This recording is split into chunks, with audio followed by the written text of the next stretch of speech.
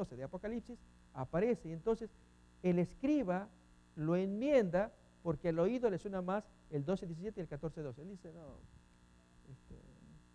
yo ya leí ese texto de guardar los mandamientos, esto de lavar la ropa, me gusta más aquello porque el oído.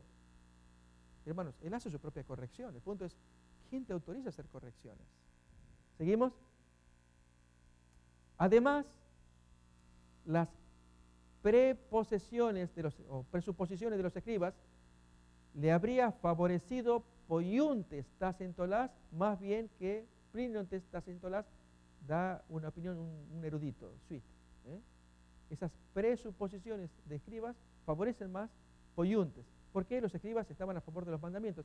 ¿Saben, hermanos? Si le damos a un adventista que comienza a transcribir el griego, esas presuposiciones nos pueden traicionar. Uno ya trae ideas en la cabeza que es lo que debiera decir el texto. Por ejemplo, a la hora de transcribir el rico y Lázaro, Lucas 16. Supongamos que tengamos un erudito adventista que sabe griego. Hermano, ponme aquí, pónmelo para que los hermanos lean aquí en griego y en español. Ponme el griego tú. Y el erudito adventista ya trae la idea de que no hay infierno, no hay vida en la ultratumba. Es natural para nosotros. Pero a la hora de poner el griego hay que respetar lo que el griego diga. El griego dice Hades y expresiones. Luego vamos a dar nosotros una explicación. Pero no andar enmendando el texto. Eso no está autorizado. Ahí se cumple el texto de Apocalipsis al final cuando dice maldito el que le quita, el que le saca, el que le pone. No estamos autorizados. Entonces, hermanos, esta gente igualmente, escribas a lo largo de los siglos, se permitieron esos lujos. Y eso, por eso, gracias a este trabajo erudito de gente que pone, dice, hermano, esto se debe leer así. Y miren los manuscritos importantes como estos que apoyan. Estos leyeron que debe leerse así. Pero otros minúsculos, o menores también, lo leen de otra manera. Y entonces la opinión es, y lógicamente, hermano, una opinión humana, pero arroja un poco de luz. Y es que el oído les dice, en el 12:17 y en el 14:12, ya dice guardar, ahí es terein, este es guardar. Noten que, curioso de paso, ¿por qué no puso terein acá? Esto es guardar, literalmente es guardar. ¿Por qué en lugar de poyuntes no puso teruntes? Porque al escriba, se le nota ahí la tendencia, es, ok, si tú dices que es guardar, ponle, guardar el mandamiento se dice terein en tolás, no poyuntes, es una expresión judía, hacer el mandamiento. Tú dices guardar es terein en tolás, pero entonces el escriba quiso que se le pareciera a plinontes, por eso buscó mejor poyuntes en lugar de terein.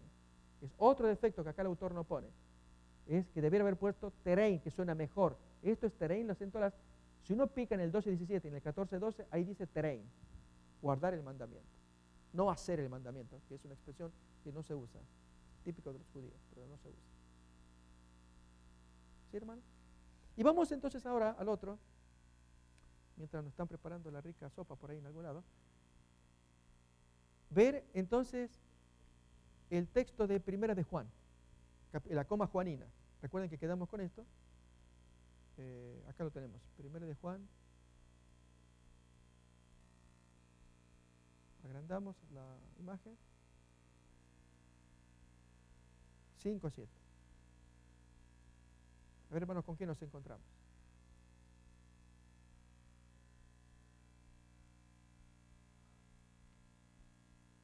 Ahí lo tenemos,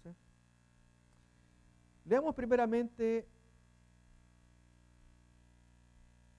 en español, versículo 6. Este es Jesucristo que vino mediante agua y sangre, no mediante agua solamente, sino mediante agua y sangre. Y el Espíritu es el que da testimonio, porque el Espíritu es la verdad.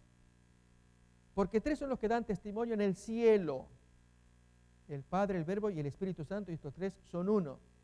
Y tres son los que dan testimonio en la tierra: el Espíritu, el agua y la sangre, y estos tres concuerdan. Hasta ahí nomás. Fíjense, hermanos, versículos 7 y 8 especialmente, es donde vamos a trabajar. 7 y 8. Dice, Joti treis eisin hoi martiruntes. Esto es el texto crítico. El texto receptus va a decir, Joti treis igual, eisin hoi martiruntes, en, y acá comienza el agregado, en to urano, jopater, jologos, kai to hayom neuma, kai jutei oi treis en eisin. To neuma kaitohidor, kaitohaima. Ok, ¿dónde aparece esta expresión toneuma? Vamos a buscarla y aparece acá, toneuma. Entonces, kai treis eisin hoi martiruntes entegué. ¿Qué es lo que ocurrió? Desde acá hasta acá es un agregado del escriba. Ahora vamos a buscar a Metzger a ver qué opinión nos va a dar él. Pero voy adelantando. Esta expresión que está acá y esta que está acá son iguales, hasta acá. Entonces acá pongamos el cursor, ahí comienza el agregado, desde ahí, ¿no? Desde acá. Esto es agregado, agregado, ¿hasta dónde? Hasta toneuma, porque toneuma es cuando arranca acá. Toneuma, toneuma, kaitohidor, kaitohidor, kaitohaima, kaitohaima, kai hoi treis, to gen eisin, to gen eisin. O sea, desde toneuma se normaliza. Entonces, desde acá hasta el ge es el agregado. Miremos lo que significa. Está en el español. Porque tres son los que dan testimonio. Desde acá, hermanos, hasta espíritu está agregado. Fíjense que ¿cómo diríamos? Malévola intención o pícara o ingeniosa. ¿De qué modo? Porque tres son los que dan testimonio. El espíritu, el agua y la sangre. Y estos tres concuerdan. Pero el escriba agregó, porque tres son los que dan testimonio en el cielo. Tanto, tanto, tanto. Y concuerdan. Y estos tres dan testimonio en la tierra. Tanto, tanto, tanto. Entonces, en el cielo y tierra, ese es un agregado que le hizo el autor. Otra vez, si ustedes reparan, desde acá, porque tres son los que dan testimonio, 2 puntos, el espíritu, el agua y la sangre, y estos tres concuerdan. Así es como dice en el griego original aquí, el de arriba, letra negra acá, otra vez, porque tres son los que dan testimonio. Está acá. El espíritu, el neuma, el hidor, el agua, y el jaima, la sangre. Y los tres, para uno son. O sea, van para uno, concuerdan en uno. O como dice acá, estos tres son uno. Entonces, porque tres son los que dan testimonio, desde acá, en el cielo, el Padre, el Verbo y el Espíritu Santo, y estos tres son uno. Y tres son los que dan testimonio en la tierra. Todo eso es agregado. A partir de acá se normaliza. Fíjense. A ver, lo hacemos así, hermanos, miren, lo hacemos así. Vamos a ponerle en color, pongo el color amarillo.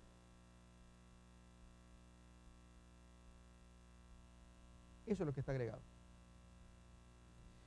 Quítenle el amarillo y lean el resto. Porque tres son los que dan testimonio. El espíritu, el agua y la sangre, y estos tres concuerdan.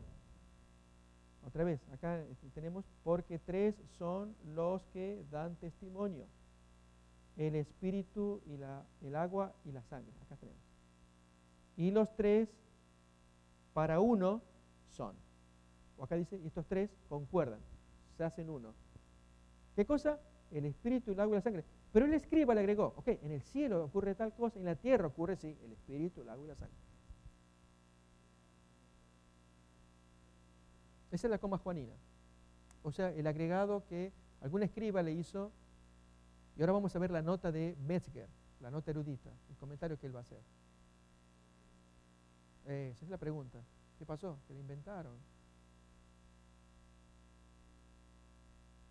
Entonces, hermanos, cuando ocurre esto, y eso está en la Reina Valera 60, lógicamente voy a buscar aquí en la Biblia 1909 que me trajo Carlos, y es casi seguro que debe estar, hermanos, porque la 1909 no trabajaba con depuración en absoluto. Desde la 60, sí, ya dijimos el 2214, es el primer intento de depuración. No, menos, está más vieja todavía. Está, sí.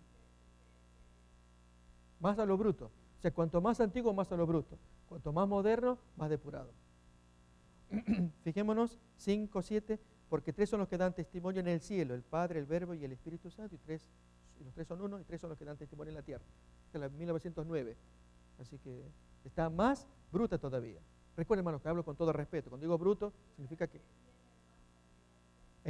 No, sí, exactamente. Es la 1909 y todas las anteriores trabajan más con los textos no depurados o brutos, cuando hubo agregado, sacado, puesto, qué sé yo. En cambio, el crítico es el depurado, es el que dice, ok, vamos a comparar manuscrito con manuscrito, y es un trabajo gigantesco, como es el que hace Metzger acá, solamente que él se trepa encima de esos grandes gigantes como fueron Westcott y Hort, eruditos modernos ya, que comparan los manuscritos y dicen, miren acá ahí el escriba le quedó esto que en el oído le pegó, guardar los mandamientos en el 14:12 y 12:17. Y yo, hermanos, yo no soy erudito, pero agregaría, humildemente, bien chiquitito. Si es guardar los mandamientos, ponle completo, teruntes, guardar. ¿Y por qué le pones poyuntes? Porque tu oído te lleva a plinontes, entonces tú quieres mantener la paridad entre plinontes y poyuntes. Hacerle mandamiento, ok, se acepta hacer los mandamientos, es una expresión judía, pero guardar los mandamientos por tu oído de 12, 17 y 14, 12, ponle teruntes. No, yo no lo voy a poner porque ya me estoy desviando demasiado. Yo le pongo que se le parezca al plinontes. Entonces tú le estás retocando como te parece. ¿Notan? O sea, hermano, estoy hablando en un lenguaje bien llanito, pero es un erudito, lo pone con otras palabras. Se da a entender eso que el escriba acá le hubiera puesto teruntes, no poyuntes, porque teruntes se usa más para guardar los mandamientos. Se nota más ahí entonces. A ver, hermanos, los que trabar. Plinontes es lo correcto. Ni poyuntes ni teruntes, es plinontes el correcto. Porque a la hora de comparar una escuela y la otra, estos eruditos dicen, a ver, ¿dónde está la tendencia? ¿Por qué dónde fue? Le rastrean. Lógicamente, hermanos, no podemos estar en la mente del escriba o del escribiente que le agregó y le sacó. Sin intenciones, con intenciones, no sabemos. O sea, juzgamos un texto así, la letra, y tratamos de decir, algo pasó que le puso, le sacó, ¿por dónde? Y uno trata, hermanos. Y no por eso decimos mala intención. No, él puso lo mejor, como lo haríamos nosotros. Que sea más claro para la audiencia, para el predicador. ¿Sí? Entonces, de ahí a decir, hermanos, como aquí la hermana trae ese comentario de alguien que por ahí dice, que uno oye, y es bueno, hermanos, lo traemos para que todos aprendamos. Que no te guíes por la Reina Valera, guíate por el griego. Ahí el griego dice diferente, no como la Reina Valera. No, hermano, no hagamos eso. Estamos otra vez menospreciando a estos grandes que trabajaban como podían con sus herramientas. Hoy con lo electrónico que tenemos, hermanos, lógicamente avanzamos más y de ninguna manera alguien que tenga electrónico va a despreciar a aquellos que no tenían apenas papel y lápiz para hacer las cosas. Estamos todos trabajando con sus herramientas y nosotros vamos arriba más. Tanto, hermanos, que si el Señor no viene y pasan otros 100 años y vienen eruditos, Contreras con su computadora, en cambio yo vengo con mi mente, tengo un chip acá y vamos a estar creciendo, hermanos. Muy bien, vamos entonces ahora. Es el otro texto que tenemos, el de Marcos, ok, ese podemos ver. ¿Habrá otro texto más, hermanos, que queramos estudiar?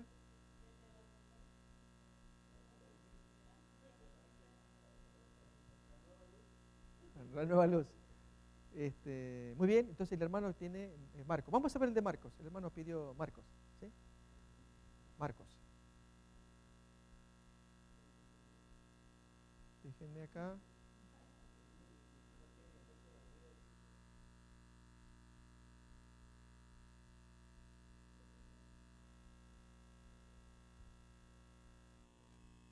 Muy bien. Vamos a ir a Marcos.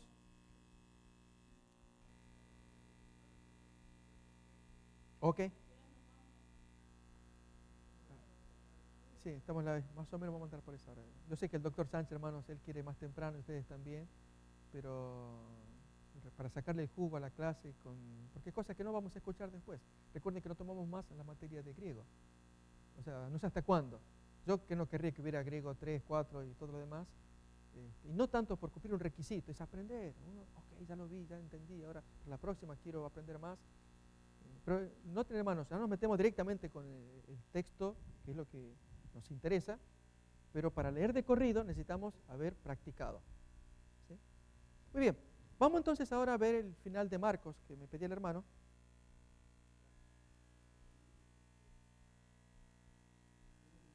Capítulo 16.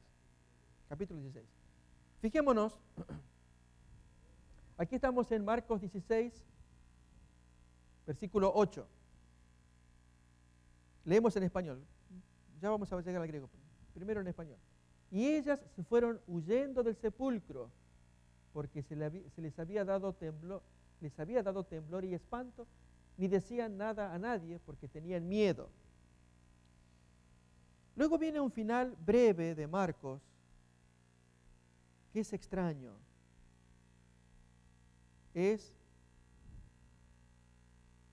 Fíjense, lo traduce la Biblia, Dios habla hoy. O sea, este es el griego que está acá, ¿no? Recuerden que vamos a ir abreviando, no lo vamos a leer. Vemos qué pasó con el final de Marcos, esa es la pregunta que hace el hermano. Luego del versículo 8, en algunos manuscritos, de paso no leímos a Metzger de la coma juanina, y también el Metzger, leerlo aquí del final largo de Marcos. Así que lo vamos a leer también, ¿sí? O sea, Metzger vamos a darle que nos enseñe, es el erudito que nos va a enseñar qué pasó, que la coma juanina se agregó, qué pasó con el final de Marcos, que está extraño esto. Efectivamente, hermanos, versículo 8 es donde termina normal. En el texto crítico, acá, y el texto bruto. O sea, el depurado y el bruto. Normal acá los dos. A lo sumo pueden haber mínimas diferencias. Por ejemplo, acá miren, eipan, eipon. Es un ejemplo. Y así podremos encontrar otros. Pero acá ya viene gruesa la diferencia, porque acá, este final que vamos a ver acá, no es ni crítico ni depurado, es algo que se apareció y normalmente lo siguen los textus receptus en algunos manuscritos. Entonces, lo que voy a hacer acá para evitar confusión, lo voy a pintar de color. Alguno puede decir, no, pero ese texto, como está en negrita, vamos a evitar eso.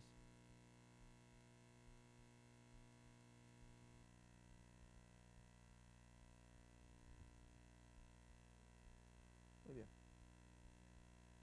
Sí, no se puso, no se quiere tampoco ser muy enfático en los colores acá. Pero fíjense entonces cómo dice en español, después del versículo 8, como que este fuera el 9.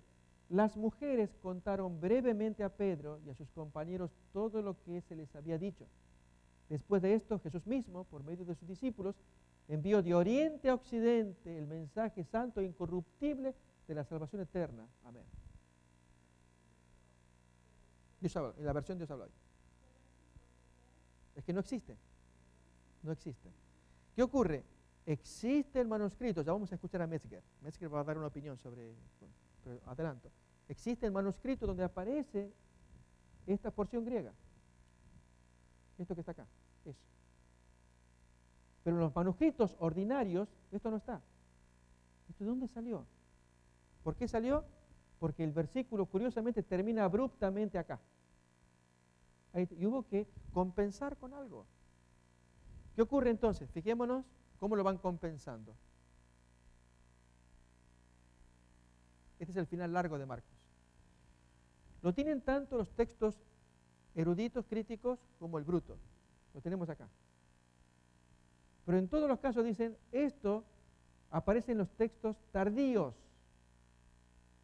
Acá ustedes lo ven, acá está en el erudito, es el depurado, y el bruto, es este de acá, de abajo. Y la traducción correspondiente. Otra vez, el erudito, el bruto y la traducción. Lo traen porque hay que compensar, pero fíjense, hermanos, cómo arranca. ¿Qué tiene acá? ¿Qué tiene? Doble corchete, significa texto problema. Fíjense cómo va a terminar.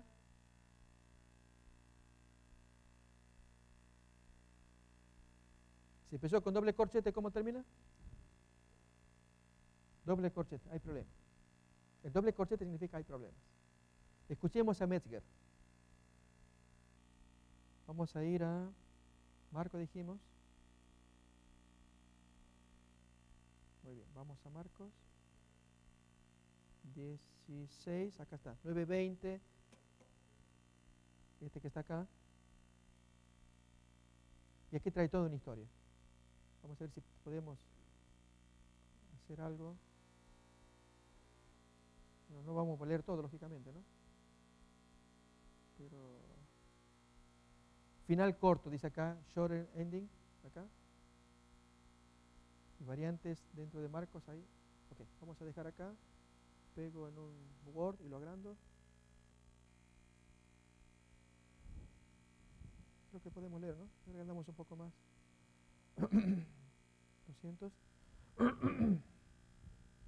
Dice 4 finales del Evangelio según Marcos están actuales en los manuscritos. Los últimos 12 versículos del comúnmente recibido texto de Marcos están ausentes de los 2 griegos manuscritos más viejos, tanto el sinaítico como el vaticano. Así se escribe el Códice Vaticano. ¿Qué quiere decir? Que los últimos 12 versículos del texto comúnmente recibido de Marcos están ausentes de estos manuscritos. A ver, ¿cuáles son los 12 últimos versículos? A ver, súmenme hermanos, busquen del 8 en adelante o del 9 en adelante. ¿Notan? Entonces, desde el 9 hasta el 20, acá está diciendo, los últimos 12 versículos del texto recibido comúnmente de Marcos están ausentes de esos manuscritos más antiguos griegos. Entonces ahí ya tenemos problemas. Ya no los tiene. No, el 8 sí está. Solamente los 12 serían 9, 10, 11 hasta el 20. Va a dar 12, incluido el 8 está. Desde el 9 no está. Desde el 9 empieza el problema. Siguiente. Están ausentes tanto de estos códices muy importantes como también del Códice Antiguo Latino Boviensis, que se escribe así, del manuscrito siríaco sinaítico y acerca de error de manuscritos armenios, 100 manuscritos armenios, y de los 2 manuscritos georgianos escritos en el año 897 y para el 913, manuscritos ya bien tardíos, no obstante no los recogen. ¿Qué significa? Que esta gente georgiana, manuscritos georgianos, no veían, dicen, no vamos a poner eso, porque eso alguien lo inventó. Lo inventaron, hermanos, lo inventaron. En consecuencia, cuando un pentecostal toma esos textos para fundar doctrina, yo voy a poner veneno. De paso, hermanos, alguna vez en un libro vi curaciones evangélicas siguiendo el texto de Lucas 16, final largo, vamos a llamarle así, de Marcos, gracias. Es final corto, final largo. El final corto nadie lo acepta. Que hay un manuscrito por ahí a las perdidas, ok, vamos a ponerlo porque... Pero el final largo es muy popular. Y los evangélicos toman el final largo de Marcos 16, y en ese libro que yo vi la fotografía, gente poniendo literalmente en práctica. Vamos a probar con la serpiente. Acá dice, hermanos, acá dice que probarán cosa mortífera y pondrán las manos en serpientes, no los picarán, no morirán. A ver, traen la serpiente. No. Para que ustedes vean que el poder del Señor... No, hermanos. Una, el Señor no invita a que hagamos semejante escena teatral. Segundo, el texto no es original. No sea que te ponga la mano y te pique la serpiente, después pases un papelón y encima deshonres al Señor. Pero si el texto... No, el texto griego original no dice eso. Investiga. ¿De la? Ok. Entonces, la ascensión, la hermana siempre, como buena primera alumna, hermanos, le va a ganar a todos. La ascensión se basa en otros evangelios más que en Marcos. Entonces, Marcos, final largo, no lo usemos para fundar doctrina. Cuando vemos que hay problemas con, como acá en este caso, estamos estudiando de forma erudita los manuscritos y queremos fundar una doctrina, entonces hay una parte muy bonita del final de Marcos, de la ascensión y que Jesús está en el cielo, ahí al lado del trono. Muy bonito. Pero si queremos fundarlo, así como los evangélicos nos pueden criticar la doctrina del santuario. A ver, hagamos la prueba. Abramos Marcos 16, última parte. Abrimos. Efectivamente. Y nosotros que defendemos la doctrina del santuario y del ministerio intercesor de Jesús en el santuario, algunos utilizan esa porción de Marcos. El bautismo también lo utilizamos. texto famoso, hermanos, en nuestros estudios bíblicos aparece. Y tal vez...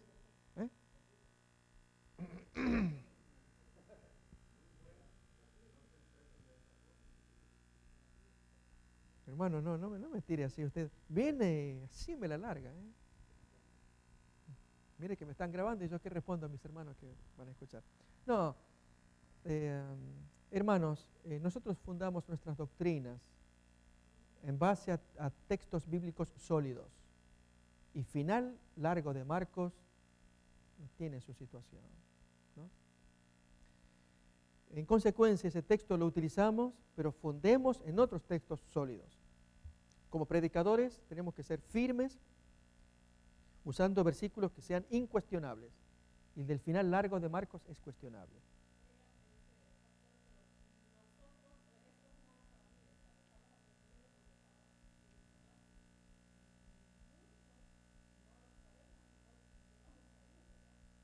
Entonces, no es necesario, hermanos, es decir, les digo una cosa, si alguien va a operar con bisturí, sea cirujano, no le dé a cualquiera el bisturí.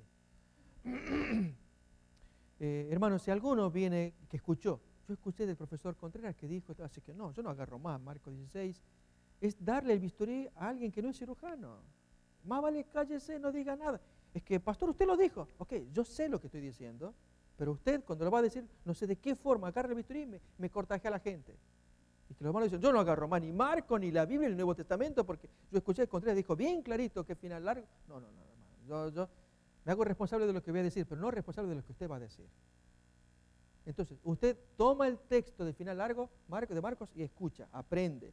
Lo que estoy diciendo es un texto cuestionable. Lo estamos viendo con recién lo vimos, con los corchetes dobles. Lo vimos acá.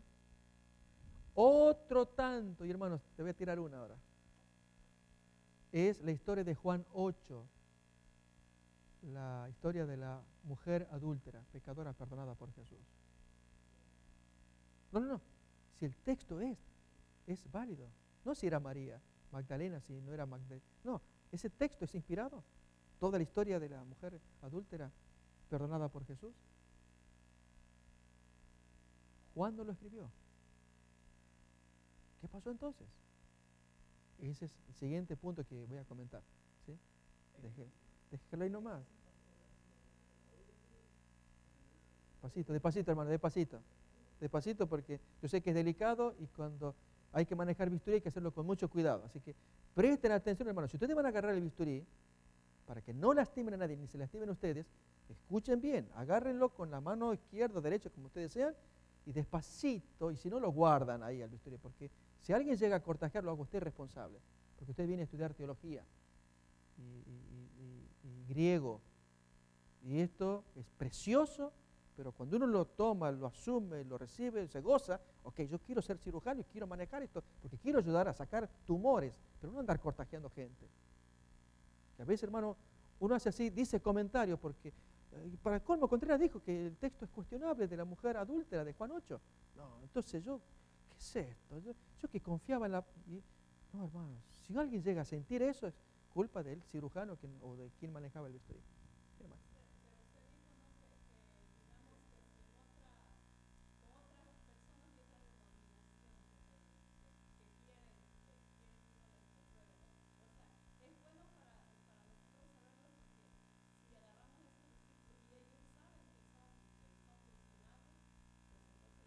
Correcto, muy bueno, buen planteo. Entonces voy a comentar de la mujer adúltera un poquito después, ya vamos a ver la prueba. Van a ver que hay una hermosa salida y la hermana Joy lo va a comprobar. Ya vamos a ver, hermano, tiene una salida por ahí muy buena. Pero estamos ahora con el final largo de Marcos, que es lo que nos interesa ahora, el final largo de Marcos. Esos textos preciosos de Marcos 16, en el estudio bíblico lo hemos enseñado, el que creyere y fuere bautizado, y el que no creyere ya es condenado. Bueno. Bonito, hermanos, es un texto precioso y lo utilizamos y lo tenemos que seguir utilizando porque es real. Está aprobado con los otros textos, Romanos 6 y cuántos textos sobre el bautismo, la necesidad del bautismo, de que tiene que haber bautismo.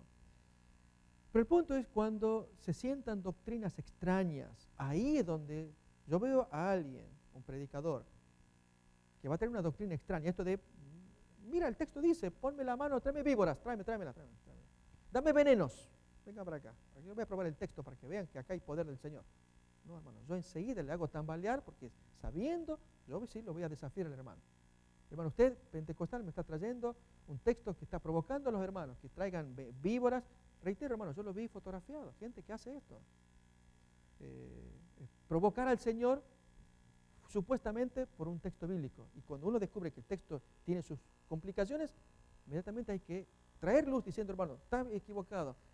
El Señor no tiene ese espíritu, pero el texto bíblico dice acá, porque hay problemas con ese texto bíblico.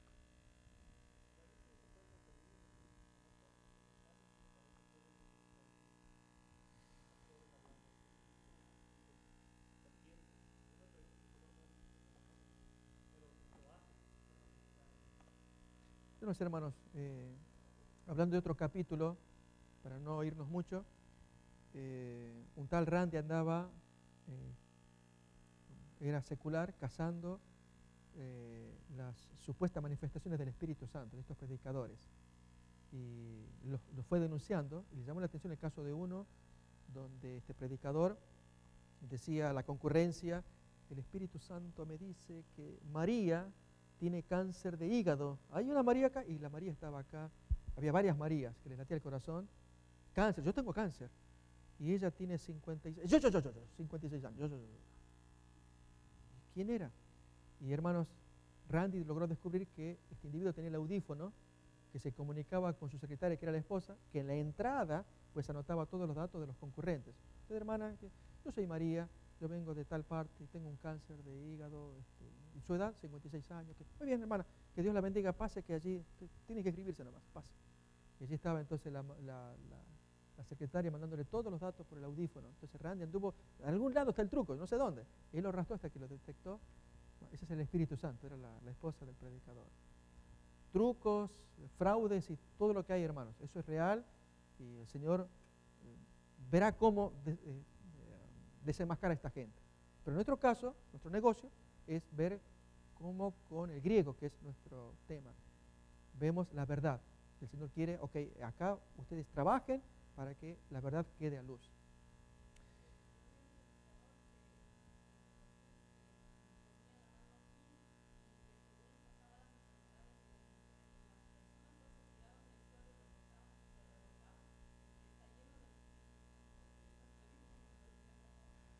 En verdad, hermanos, al revés, estaba enfermando, esa persona estaba normal y ahora cuando se le pone la mano salió enferma allí.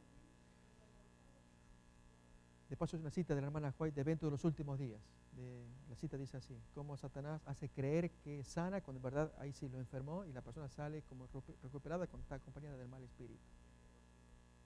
Ok, en Evento es donde yo lo recuerdo. Muy bien. El punto, hermanos, es que cuando hay doctrina que,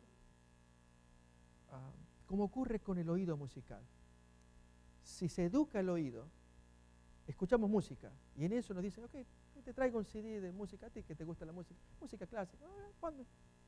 Y se escucha y hay unos sonidos discordantes. Ay, ¿quién toca esto?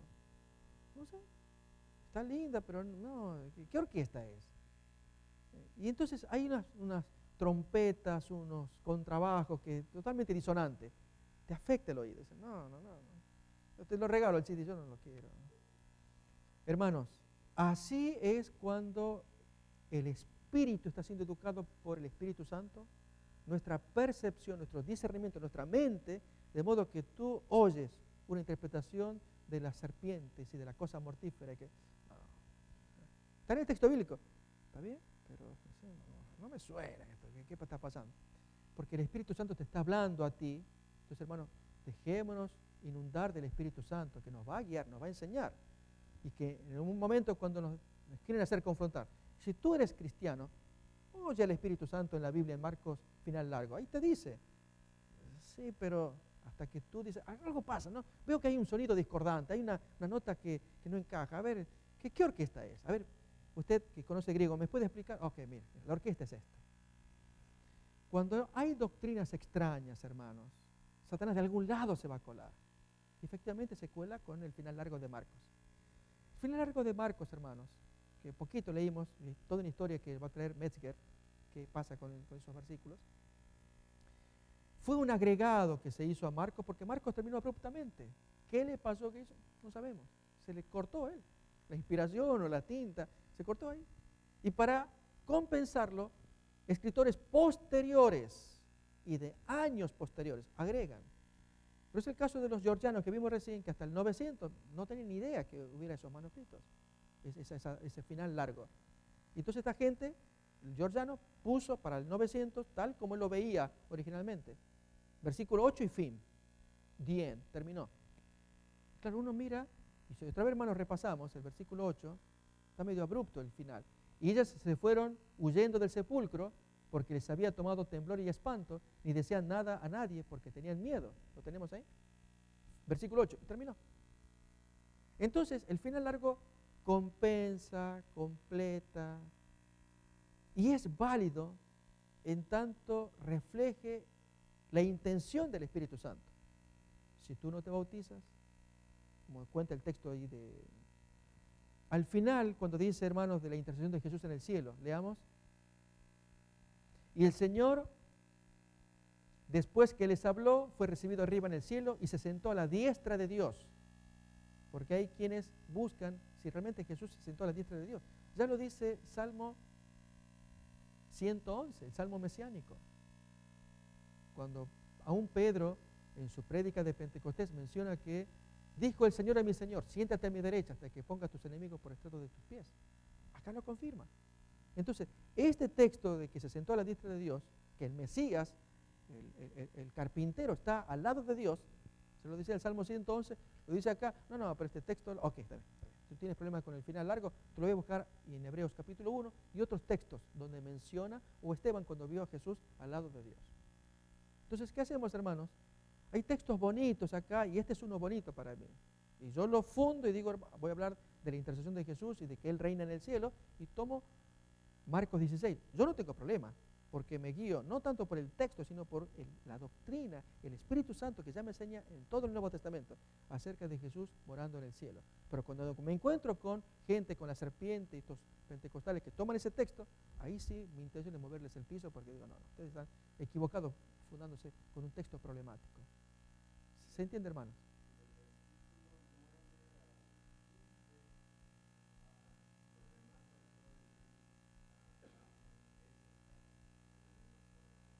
Mire, ya que el hermano trae, leemos un poquito más. Dice, efectivamente hasta el 15, leemos el 14, finalmente se apareció a los 11 mismos, estando ellos sentados a la mesa, y les reprochó su incredulidad y dureza de corazón, porque no habían creído a los que le habían visto resucitado. Hermanos, hay una parte parecida en Juan cuando Jesús reprocha a Tomás. Y la hermana Juan comenta que nosotros necesitamos creer no porque nos traen pruebas, sino por el testimonio de otro. Porque el Señor no está feliz con que duden del testimonio del compañero. El instructor bíblico te instruye y tú escuchas, ok, sí, pero yo quiero que tú me traigas pruebas científicas realmente, porque tú me dices. Entonces ya cuando hay dureza de corazón y uno le enseña, a Dios no le agrada. O sea, siente tristeza por un instruido, un catecúmeno en esas condiciones. Por eso se lo reprochó a Tomás.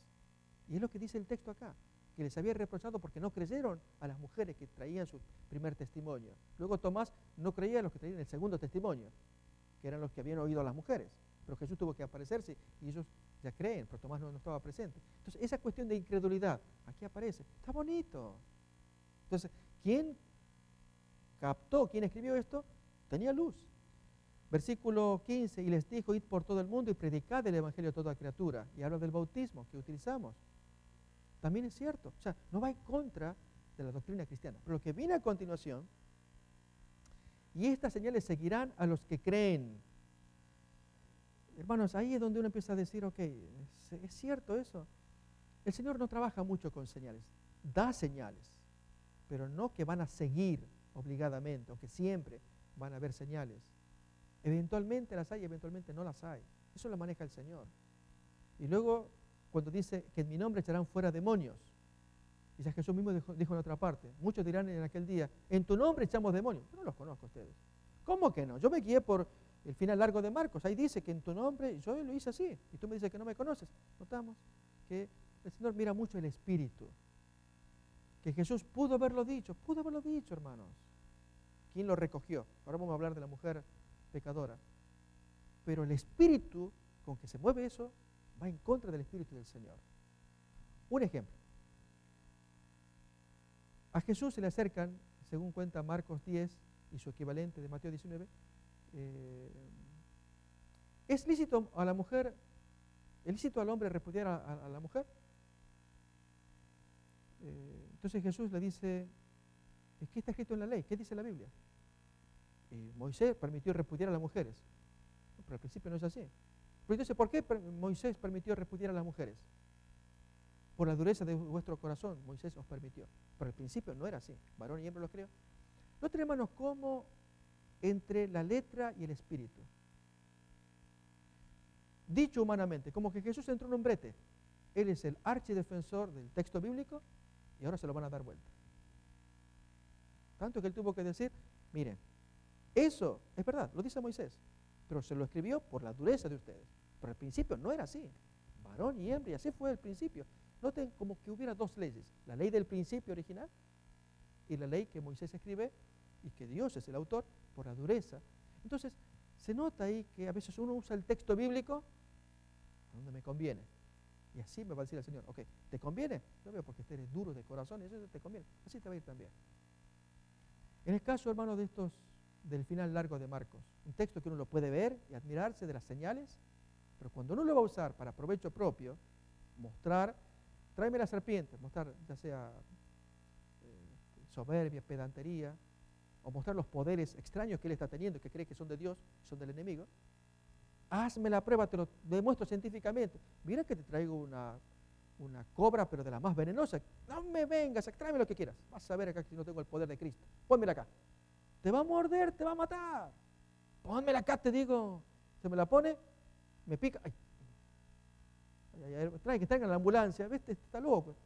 Finalmente, ¿ves? Te dije, no trae nada, no pica. ¿Qué me trajiste? ¿La víbora común? No, es de las peores que hay. Bueno, ¿te das cuenta entonces que tengo el poder de Cristo? Estoy, hermanos, parafraseando, pero mostrando el espíritu con que se mueven las cosas. Y él, creyendo que sirve al Señor como Saulo de Tarso, persiguiendo y matando cristianos, creía que servía al Señor, cuando en verdad hay otro espíritu que lo acompaña. Entonces, yo digo que, como el ejemplo del oído, cuando tenemos oído acá, musical, es una ilustración, cuando tenemos oído del Espíritu Santo, discernimiento, decimos, esto a mí no me encaja. Acá estoy viendo pedantería, estoy viendo suficiencia, orgullo, que él cree que porque le ponen la serpiente. Ahí es cuando entonces necesitamos conocer esto y decimos, yo estoy de acuerdo con el final largo de Marcos porque felizmente alguien, un copista que no sé quién, le completó porque si no quedaba abrupto a Marcos. Lo hizo bonito. Hay parte donde ensalza a Jesús al lado del Padre. Dice que le reprocha la incredulidad de sus compañeros que no oyen a sus otros compañeros. Habla de la necesidad del bautismo. Está bonito. Y habla de las señales. ¿Ok? Está bien. Solo que hay que recordar que Jesús mismo dijo, en mi nombre dirán y yo diré, no los conozco a ustedes. Así que hay que mirar ese... No me hagas... yo sigo literalmente acá y acá dice que la serpiente y yo te voy a hacer la prueba. ¿Se capta, hermanos? Lo que es la intención. Y si no, acuérdense del texto de Marcos 10.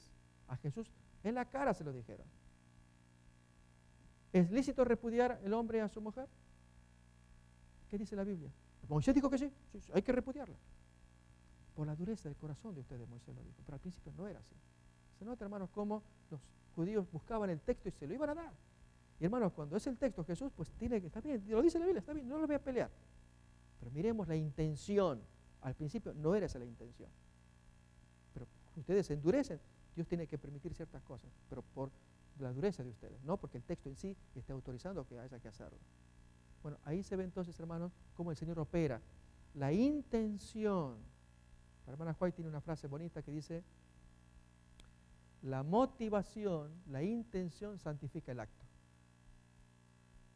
Uno puede hacer ciertas cosas, depende de la intención, la motivación con que la hagas, para que el acto sea santificado o contaminado. El vecino que le anda cortando el pasto a la abuela, qué vecino, qué amoroso que es. Abuela, no se preocupe, por eso están los vecinos, él corta el pasto, le hace los mandados. Ay, mi hijito, si no fuera por usted, mi familia está vive lejos, pero por eso estamos nosotros. Entonces contenta la abuelita y el vecino anda pensando, esta viejita, ¿cuándo se muere? Porque así a veces se acuerda de mí en la herencia. Esa es la intención que nadie sabe. Así, hermanos, cuando nosotros, la intención que tenemos, como le preguntaron a Jesús, con esa intención, a ver cómo con el texto bíblico lo podían atrapar. ¿Sí? Muy bien, esto en cuanto a Marcos 16 y a Juan 8, la mujer pecadora. Así es, así es. Es donde allí, hermanos, uno, lógico, nos ponemos en guardia con esta gente pentecostal cuando proponen serpientes y cosas mortíferas, efectivamente. Sí. ¿Ya está la sopa? Ya se recalentó la sopa, se quemó la sopa ya.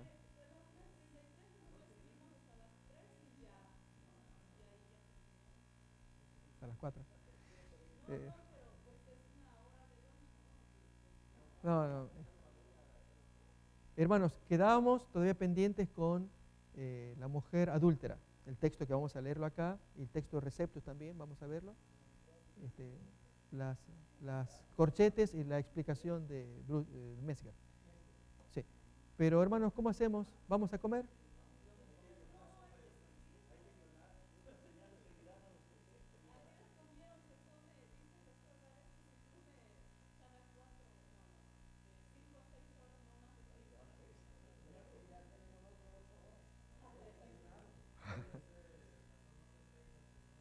Muy bien, hermanos. Muy bien, hacemos un break, vamos a comer y volvemos. Es ónoma, onómatos, onómati, ónoma. Es la declinación del sustantivo ónoma, onómatos. Pero la pronunciación que tiene, para tomar en cuenta, ¿no es cierto? Muy lindo programa, está muy interesante, pero la pronunciación es americana. ¿Lo escuchamos? Anamatas, anamati, anama, anamata, anamaton, anamasi, anamata. Fíjense que la O inicial suena casi como A, ¿no? Estoy queriendo ver ejercicios, a ver si los llegara a ubicar.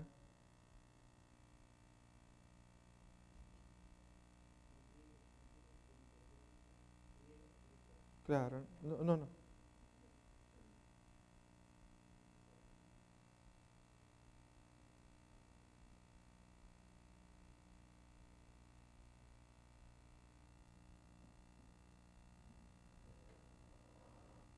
Sarks,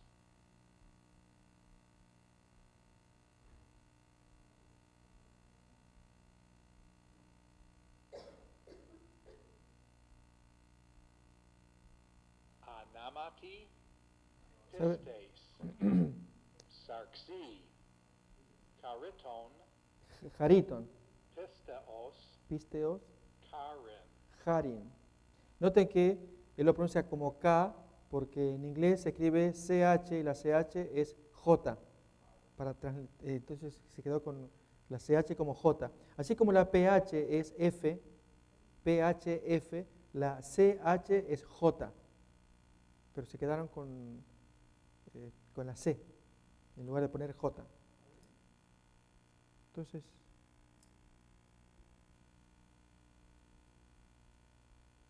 hermanos, lo habíamos visto con la hermana Ángela hace un momento, para ver si encontramos unos ejercicios que le quería compartirles. No es este. Yo hasta que conozca mejor el programa. A ver acá. Esto es lo que trae. Pero había unos ejercicios bonitos de falso verdadero.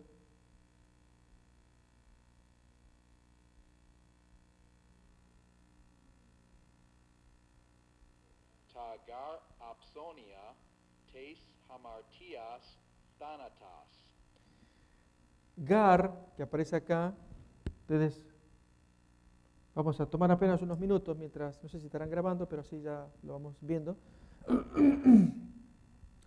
Gar es una partícula que es pospositiva, se va después, no va al comienzo. Hay ciertas expresiones en español, cuando decimos,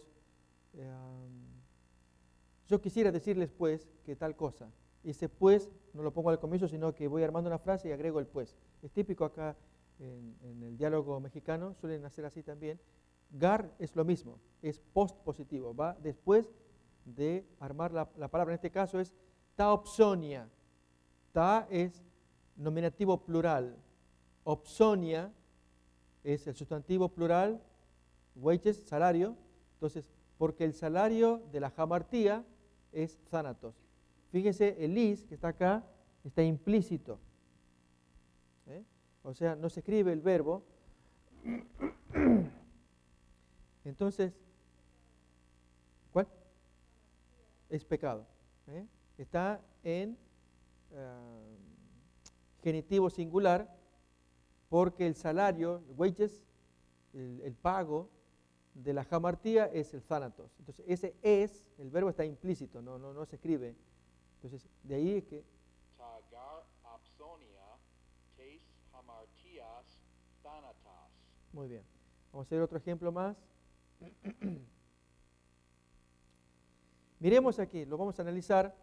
Charisma. To es sustantivo, artículo neutro.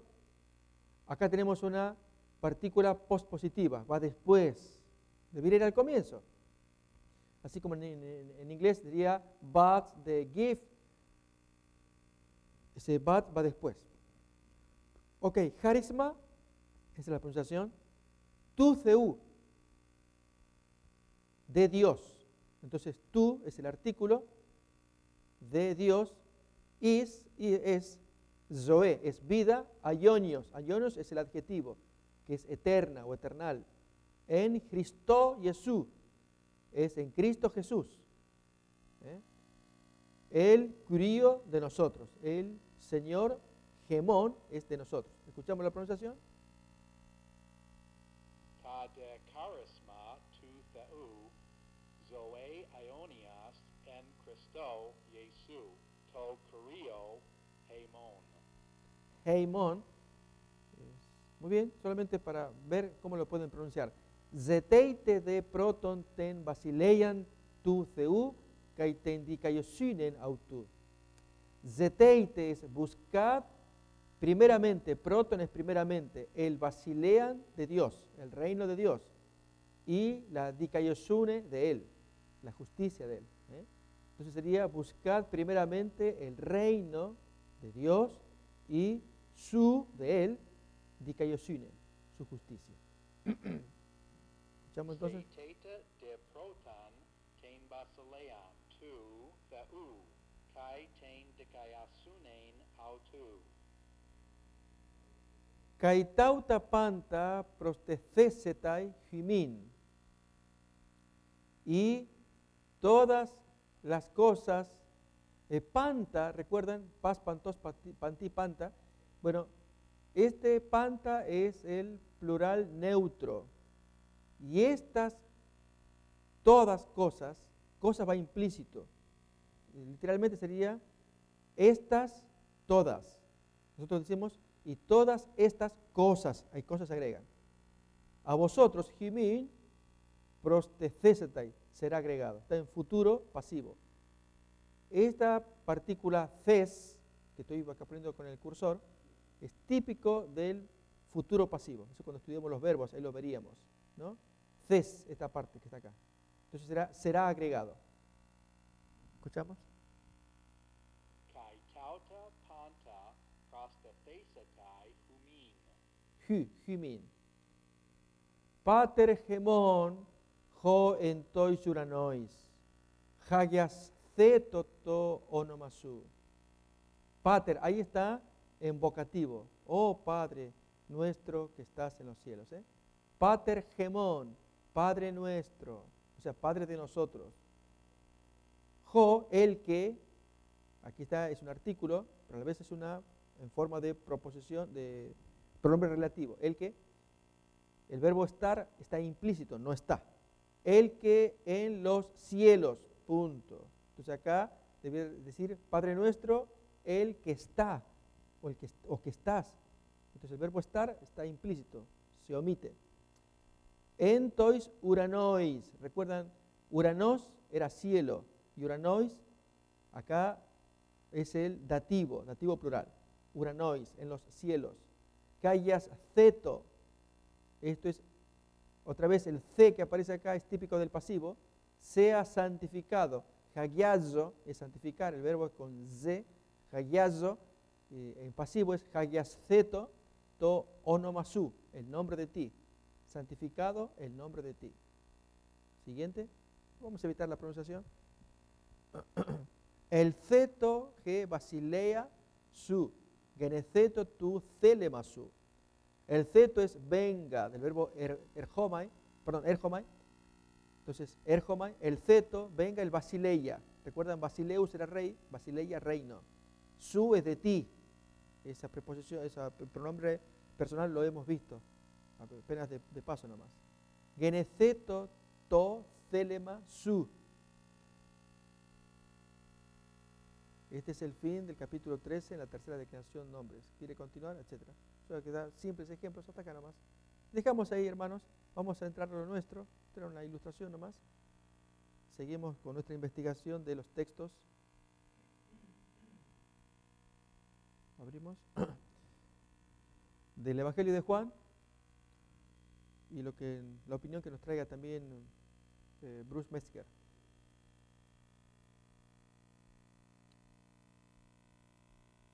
Nuevo Testamento. Vamos abriendo los textos.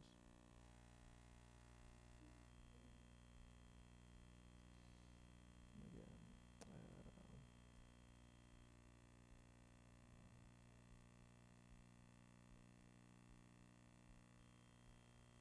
No, esta no es.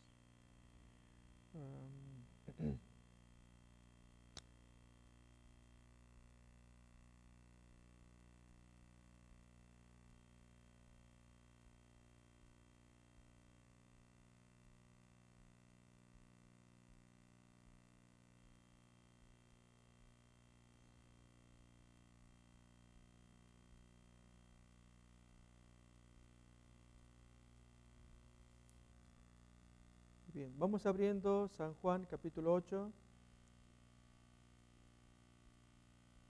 Este es el texto que vamos a investigar, ya lo voy a ampliar y a la vez voy preparando el Textus Receptus y el crítico juntos, también del Evangelio de Juan. Capítulo 8 y lo agrandamos. Muy bien. Vamos entonces, hermanos, a ver, recuerden que ponemos los dos textos, el crítico y el texto recibido. Capítulo 8 dijimos. Miren cómo va a arrancar esto. Fíjense el 753 encima del capítulo 8. Tiene doble corchete. El 753, estamos guiándonos por el texto griego, ¿no? Dice, Kai eporeuezan, eporeu cesan, hekastos, eiston oikon autu. El verbo, el sustantivo oikos es casa, autu sería el pronombre, casa de él. Cada uno se fue a su casa, a la casa de él, de la casa propia. Hekastos es cada uno, eporeu cesan es el verbo, pero lo que importa es que empieza con doble corchete. Significa que esta perícopa es una porción, va a traer problemas. Fijémonos entonces todo el relato del capítulo 8, los primeros versículos, versículo 1, y Jesús fue al Monte de los Olivos, continuación del 753. O sea, el capítulo 8.1, el problema en sí arranca con el versículo anterior. Avanza, estamos versículo 3, que los escribas y fariseos le traen una mujer sorprendida en adulterio y la ponen en medio, etc. Hasta que vamos al cierre de la perícopa. ¿Dónde termina esta porción problemática? Fijémonos en el final del versículo 11. Final del 11. Y ella dijo, ninguno, Señor. Entonces Jesús le dijo, ni yo te condeno, vete y no peques más. Lo tenemos todos. ¿Sí? Muy bien. Si notamos, hermanos, va del 7.53 al 8.11. Leamos la nota que nos trae Metzger. 7.53 al 8.11. Yo voy a Ustedes leen mejor inglés que yo, así que ustedes me van a traducir mejor que yo. Especialmente Carlos me va a ayudar mucho con su inglés. Lo tenemos, hermano. Muy bien. Perícopa de la adúltera es el título que tendría la porción. La evidencia por el origen no juanino de la perícopa de la adúltera es abrumador. Otra vez, la evidencia por el origen no juanino de la perícopa de la adúltera es abrumador. Está ausente de los primitivos y diversos manuscritos, tales como el papiro 66, el 75, luego los códices o unciales, que eran con mayúsculas, antiguos, es el sinaítico, que se escribe de esta manera, el Vaticano, y luego ya otros que ya tienen otro nombre y letra, LNT, son unciales, son libritos, donde estaban los textos, se hacían copias en griego. Y luego cuando se acaban las letras empiezan los números, 01141, 0211, etc. Y ya después empiezan los minúsculos, número 22, 23, siguen así, 21, 93 y otros. Los códices A y C son defectivos en esta parte de Juan, es decir, como que algo pasó, que o los arrancaron, los sacaron, que quien vio intencionalmente, esto no es. Eso significa defectivo, que está faltando, alguien le arrancó la hoja o lo borró. Pero es altamente probable que ni contenía la perícopa, porque cuidadosas medidas que son ahí, muy bien, no habrían habido espacio suficiente para las hojas faltantes para incluir la sección junto con el resto del texto. Es decir, al hacer el estudio del manuscrito, okay, fíjate que le falta hoja, okay, fíjate cuánta hoja, pero hacer las cuidadosas medidas de cómo se escribiría, no alcanza, o sea, no se ve, o sea, alguien le arrancó hojas, pero no era de Juan 8, le arrancó, entonces dice, está faltando, pero no es original, le sacaron. Había problemas. Sigue más. En el este, el pasaje está ausente de la forma más antigua de la versión siríaca. Al decir este es la zona oriental. Siríaca o peshita, recordemos, arameo.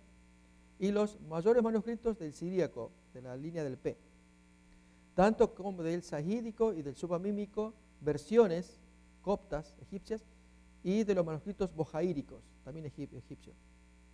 Algunos manuscritos armenios y la versión antigua georgiana lo omiten.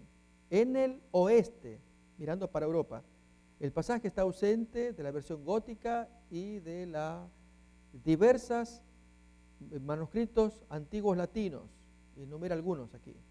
Ningún padre de la iglesia griego anterior a Eutimio Sigabeno, siglo XII, o sea que este Sigabeno fue el primero que lo habrá mencionado, comenta el pasaje. Ningún padre griego de la iglesia.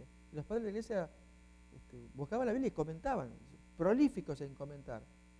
Entonces, ¿cómo que no lo tuvieron el texto tan bonito? Y Eutimio declara que las copias seguras del Evangelio no lo contienen. Ya hay uno que dice, para mí es nuevo, esa historia ni sabía yo que existía. Suena como apócrifo. ¿Cómo que no la conoces? Para que tengamos idea entonces que la sorpresa de padres de la iglesia que no, hasta el siglo XII, y entonces enumera aquí al señor Sigabeno.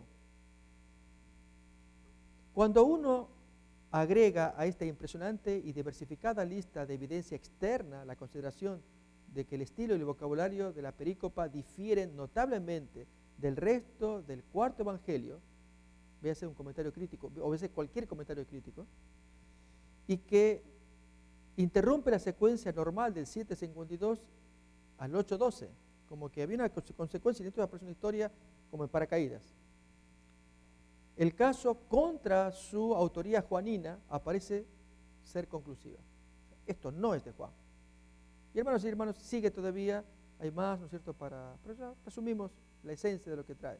Absolutamente, esto ya no es. No es de Juan, hermanos, tenemos que decir, no es de Juan. Pero entonces he aquí la hermana Juan lo que comenta y mi comentario personal.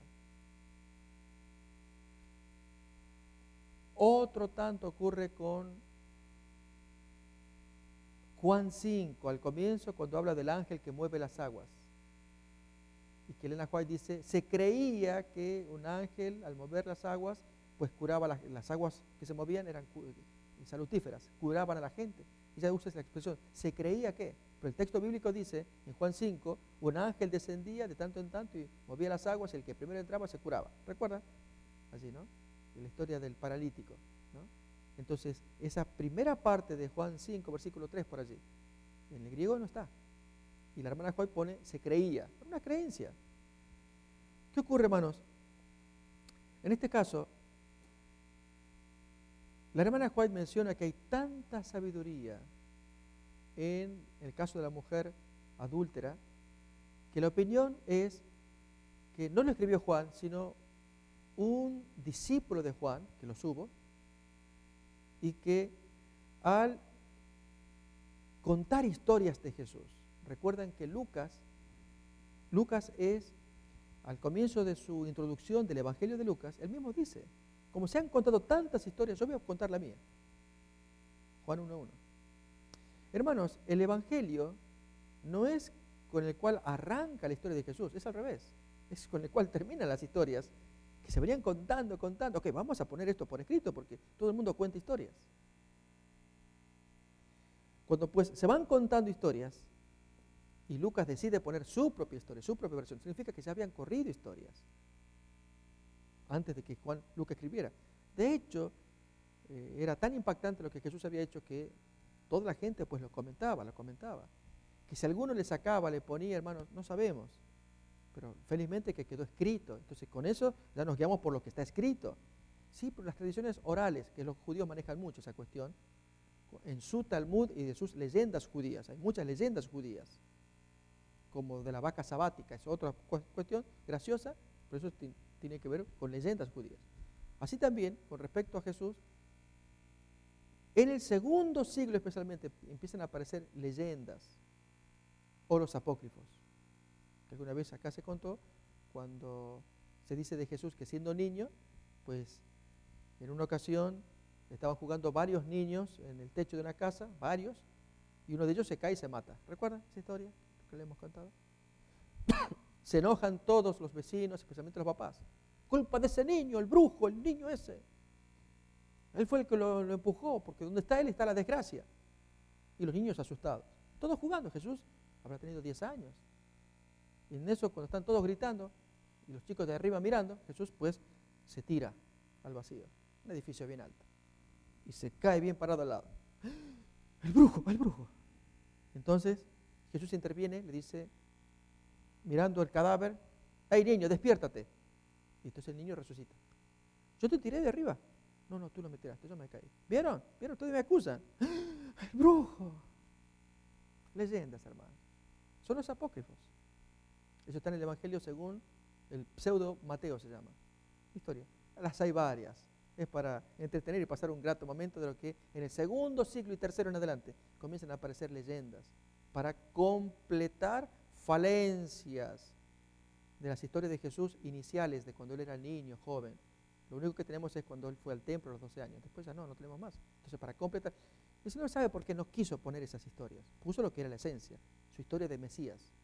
Desde su bautismo en adelante, ¿qué es lo que hizo?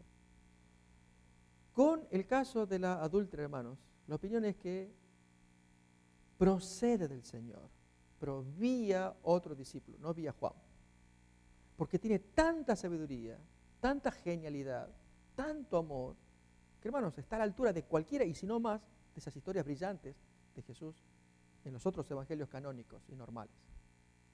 Esta historia pugna para estar a la altura de las otras, la historia de la adúltera. Y entonces, la hermana White, cuando pondera que es inspirada por el Señor, o sea, hecha, realizada por el Señor, yo, vuestro servidor, lo acepta, ok, es del Señor.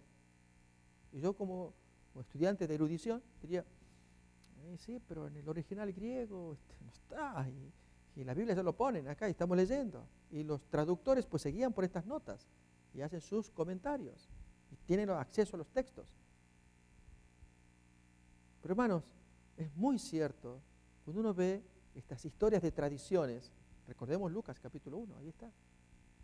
Entonces, esta tradición de la mujer adúltera corrió también, corrió. Otras historias. Las hay historias fantásticas, las de los apócrifos, tonterías, bagatelas. No las tomamos como tales.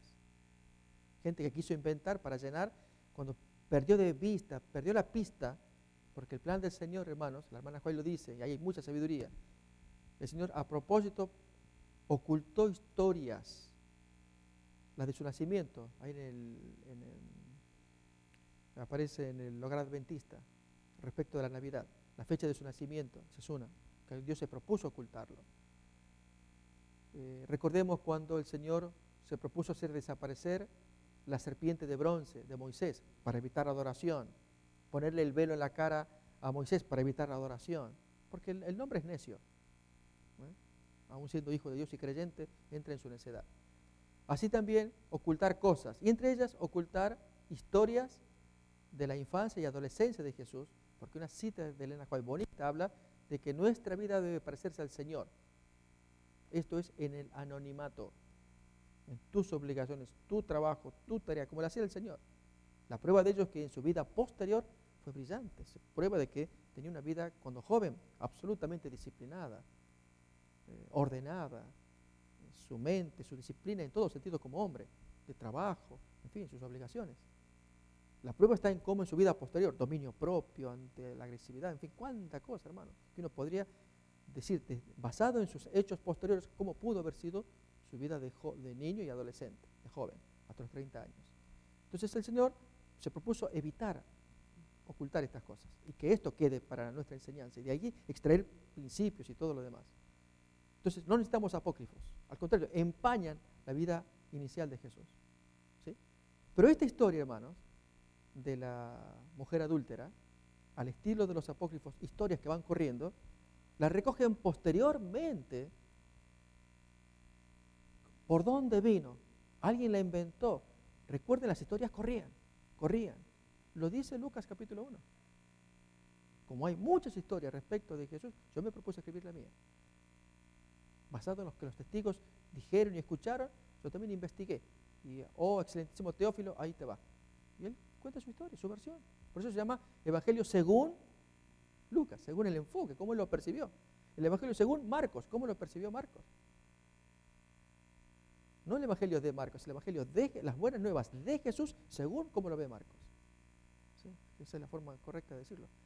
Entonces, hermanos, esta historia de la adúltera corrió. Llegó a alguien. ¿Cómo llegó?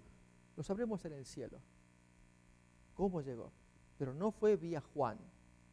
Creemos que vía discípulo de Juan. De hecho, a la hora de estudiar los padres de la iglesia, el caso de Papías, Policarpo es otro, fueron discípulos. Policarpo fue discípulo directo de Juan. Papías es menos famoso. Tienen salidas tremendas esta gente, con su ingenio. Cuando autores, Papías muere por el año 150 aproximadamente, 165, martirizado, el Policarpo. Y entonces a sus 80 años hay un libro que se llama Los Mártires. Entonces ahí se narra cómo fue el martirio de Policarpo y que le ordenan sacrificar a los dioses. No, 80 años he vivido con el Señor, nunca me ha sido infiel ni le he sido infiel. ¿Cómo voy a hacer esto al final de mi historia? No, hagan lo que quieran. Y esa cita, si ustedes se acuerdan, apareció en un folleto de escuela sabática hace un tiempo atrás, citando a Policarpo. Me gustó verla ahí puesta allí, ¿no? Efectivamente es real eso es histórico. 80 años y el hombre murió en el año 150 después de Cristo. Así que ya había vivido, era joven cuando conoció a Juan, el apóstol, y ya era un hombre mayor, ya anciano. Bueno, entonces, este Policarpo oye historia de Juan, el de Patmos, y Policarpo jovencito que oye historias, y va quedando y las comparte. ¿Cómo fue, hermano? ¿Dónde fue? Lo cierto es que historia de la adúltera, entonces la hermana Juárez cuando dice la sabiduría que tiene esa historia, ¿okay? Y efectivamente, en mi opinión, yo le saco el sombrero porque creo que es la historia, una de las más geniales, de cómo Jesús se las ingenia para hacer lo que hizo, del amor, la paciencia. Y si no, hermanos, recordemos los entretelones. cuando le traen a la mujer que la agarraron de los pelos y la ponen allí, que armaron la historia del adulterio, no lo traen al adúltero, porque él era el cómplice, era la mujer a la que le querían fundir.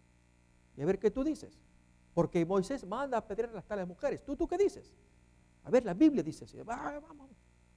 Tú que te dices el intérprete de la Biblia, acá te traemos la Biblia, vamos, ¿qué dices? Y la hermana Juárez recuerda, ya comenta, que si él decía está bien, si la Biblia dice que hay que apedrearla, apedréenla. Lo acusaban de violar la ley romana porque ellos no podían administrar muerte. Así se lo dicen a Pilato, nosotros no podemos darle muerte. Entonces, Pilato, efectivamente, el gobierno romano había impedido que los judíos den muerte, ellos son los que tenían que dar la pena de muerte. Si querían saber estudiar por qué lo quieren matar. Bueno, el asunto es esto y lo otro, ok, está bien. Y si Jesús decía, no, mire, tengan misericordia, es cierto que Moisés dijo eso, pero no la apedreen. ¿Vieron al pueblo? ¿Vieron? Él va en contra de Moisés y Moisés dice que hay que apedrearla. ¿Y tú qué dices? Y hermanos, ¿qué hace el Señor? Se inclina en tierra y comienza a escribir. ¿Qué es lo que escribe? Nunca sabremos, hermanos, qué es lo que escribe. No hay nada registrado. Pero lo que la mayoría de los pensadores dicen es que Él se inclinó para escribir el nombre de cada acusador y su pecado principal. Y lo ponía en tierra. Fue tan cortés que no se lo dijo en la cara. Mira, tú, Samuel, ¿y tu vida secreta? ¿Y tú, Simón, tu vida secreta? ¿Y tú, fulano, fulana, con la piedra en la mano? Y de él escribir acá, en un momento cuando él dice, está bien, cumplan la ley de Moisés, pero con las manos limpias. El que esté limpio de pecado, empieza a cumplir lo que Moisés dice. Yo no me opongo a Moisés. Lo único que digo es, tengan las manos limpias nada más. Porque para hacer cumplir la ley hay que tener las manos limpias. De otro modo no. Manos sucias no. Reconvenidos por su conciencia, cada cual se fue yendo, con la mente sucia. Hermanos, ahí vemos a un intérprete de la ley. Él no se opuso a Moisés. Él explicó a Moisés. Hizo cumplir a Moisés. Él tenía la mano limpia. Ok, me toca el turno a mí ahora. Imagínense que él agarre piedras. Mujer, ¿dónde están los que te condenaban? No están. Bueno, ¿ninguno te condena? No. Bueno, yo tampoco. Jesús nunca levantó una piedra. Él tenía el derecho, tenía la mano limpia. Ahora vete y no peques más. Ese es el intérprete de la ley, hermanos. El que la hace cumplir. Él con todo el derecho de agarrar la primera piedra y matarle a la muchacha. Entonces, esa es la ley, hermanos, que tenemos que predicar nosotros. De veras que cada vez yo me conmuevo al estudiar estos temas de Jesús como intérprete de la ley. Ese texto de Juan 1:17 que lo hemos comentado, cada vez se me abre más la mente para decir que Moisés trajo la ley. Por medio de Moisés vino la ley, dice Juan 1:17. Por medio de Cristo, la gracia y la verdad. Yo lo que suelo decir es, por medio de Moisés vino la ley. Por Cristo, la interpretación llena de gracia y verdad. Él interpretó lleno de gracia, de amor, de verdad, con acción, con hechos, con palabras, moviéndose, saliendo, entrando. Todo lo que Moisés dijo, acá me van a ver. La hermana Juárez dice así. Él era la personificación de la ley. Y ahí en el caso de la mujer adúltera se ve patente, clarito, todo el principio que Jesús quiso enseñar. Y la gente se fue, lo dejaron solos, y la mujer entendió ahí quién era ese hombre. Tanta autoridad que tenía. Todo el mundo se le fue. Era Dios vestido de carne. Hermanos, es la razón por la que vuestro servidor toma la línea de que si bien Juan 8 no es de Juan, estamos leyendo acá, y bueno, lástima, mi hermana que estaba acá no está. No quiero que nadie se vaya con la idea de que Contreras está diciendo que los textos no pertenecen a la Reina Valera 60. No. Es aprender que hay ciertas situaciones con algunos textos, no con todos, pero que sabiéndolos entender, encajar, con la ayuda del Espíritu de profecía, se ve una luz preciosa, como en este caso. No es de Juan, será de los seguidores de algún discípulo de Juan. Es muy probable, basándonos en Lucas capítulo 1. Y que el Señor que exalta su amor, la ley de Moisés, al Padre, el perdón a esa mujer, los hipócritas son desenmascarados. Está claro allí. Una explicación sencilla que vuestro servidor trae. ¿Algún comentario que queramos traer, hermanos? El deseado, no recuerdo la página. El deseado, sí.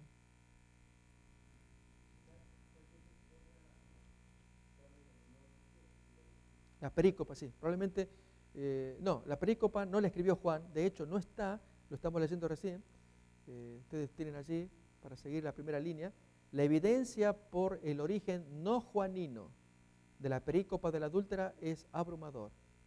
Está ausente de los primitivos y diversos manuscritos tales como, y enumera todos los que están allí.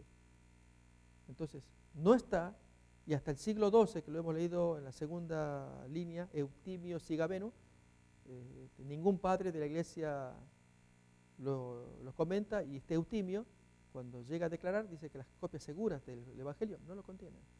Y agrego un detalle, esta perícopa en otros manuscritos tardíos aparece en Lucas. O sea, es una porción que aparece en diferentes partes. Diferentes partes. Un texto movible le llaman también. Porque lo sacan de aquí, lo ponen allá, pero no encaja. En algún lado hay que ponerlo. Porque está tan bonito, pero no sabemos dónde colgarlo porque... O sea, es una historia muy bonita, tremendo, pero de algún lado hay que ponerlo. Y así se fue como se movió.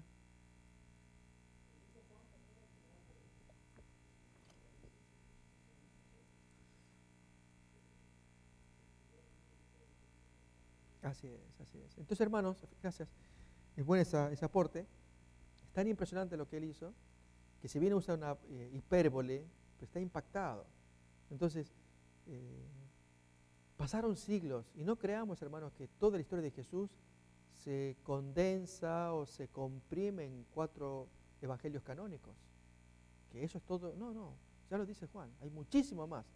Pero es seguro para nosotros guiarnos solamente por los 4 evangelios canónicos. Porque si decimos, pero abramos nuestra mente, Jesús hizo mucho más, ¿sí o no? Sí.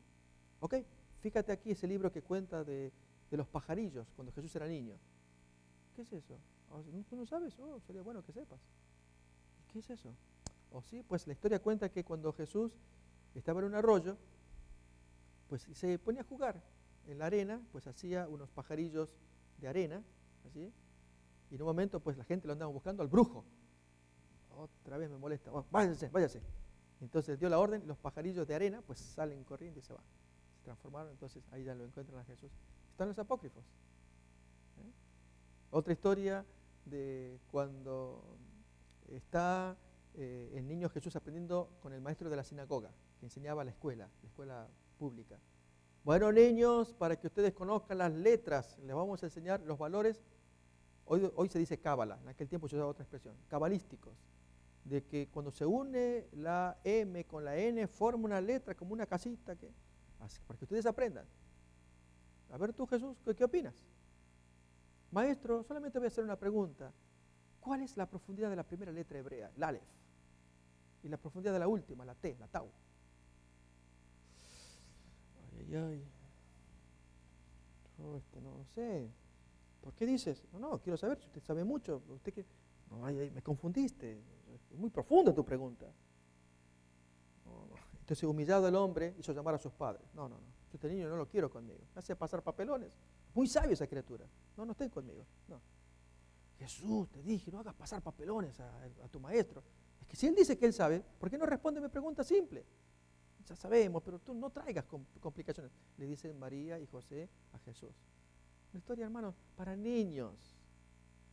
Está en un libro que se llama Los Evangelios Apócrifos, de Aurelio de Santos Otero, de la BAC, Biblioteca de Autores Cristianos. Entonces, hermanos, como hay tantos apócrifos, leyendas, entre ellas, ahí se van colando leyendas que van a formar parte de la doctrina católica, como la concepción virginal, no de Jesús, sino de María Virgen, que ella fue concebida sin pecado. Ella, no Jesús, ella. No, Jesús viene del Espíritu Santo, viene del cielo, no tuvo concurso humano. Yo sé, eso es lo que importa acá. Eso lo trae el protoevangelio de Santiago, otro libro apócrifo. Entonces, hermanos, cuando esas historias, leyendas, ya se cuelan como doctrinas, ya se fosilizan en la doctrina católica, ahí tenemos problemas. Ya no aceptamos, ya el apócrifo se le fue la mano para convertirse en doctrina oficial católica, como es el dogma de la Inmaculada Concepción, que después ya va a derivar en la asunción al cielo, ¿no? Ustedes ven cómo empezamos y así terminamos. Entonces, cuando es apócrifo o es bagatela, no. Si te quieres entretener y hacer dormir a los niños, está bien, úsalo, pero no es, ni lo oiga porque tu mente te empieza a pensar cosas de Jesús. Quédate con lo que dice el Evangelio. ¿Qué dice? Silencio, excepto cuando tenía 12 años. Silencio. Es el consejo de la hermana Juan. Aprendan del anonimato de Jesús. ¿Cuántos jóvenes hay que quieren brillar y que no, yo quiero ser alguien en la vida? Y es lindo, no, pero alguien al estilo de Maradona, por eso yo quiero jugar y que a ver cómo hago para patear mejor la pelota y ganar. No, hermanos, no. Ser responsable o cumplir las obligaciones de cada día, ser disciplinado, asistir a clases, asistir a la escuela, al trabajo, todo ello. No, pero yo no sobresalgo, yo soy una simple hormiga en el universo. ¿Quién me mira a mí? Que el Señor quiere eso. Ese es el estilo de vida que quiere para ti y para mí. Que en el anonimato allí tú brilles. Entonces cuando tú creaste un carácter sólido como el maestro, entonces en su momento Dios te toma. Ok, quiero que vayas allá, porque ya te criaste allí como yo quiero que sea. En cambio, si tú andas pavoneándote, quieres ser famoso como Maradona, no sabes cómo hacer. No. Hermanos, es la razón por la que el Señor quiso omitir material en los evangelios canónicos, pero estos apocrifenses, estos inventores de apócrifos, pues dijeron, no, hay falencias, que metamos aquí unos apócrifos y largan historias. Entonces no las aceptamos. Pero hermanos, entre esas historias y leyendas que han habido, hemos comentado lo de la mujer adúltera. ¿Estamos de acuerdo? No sé qué opinan ustedes.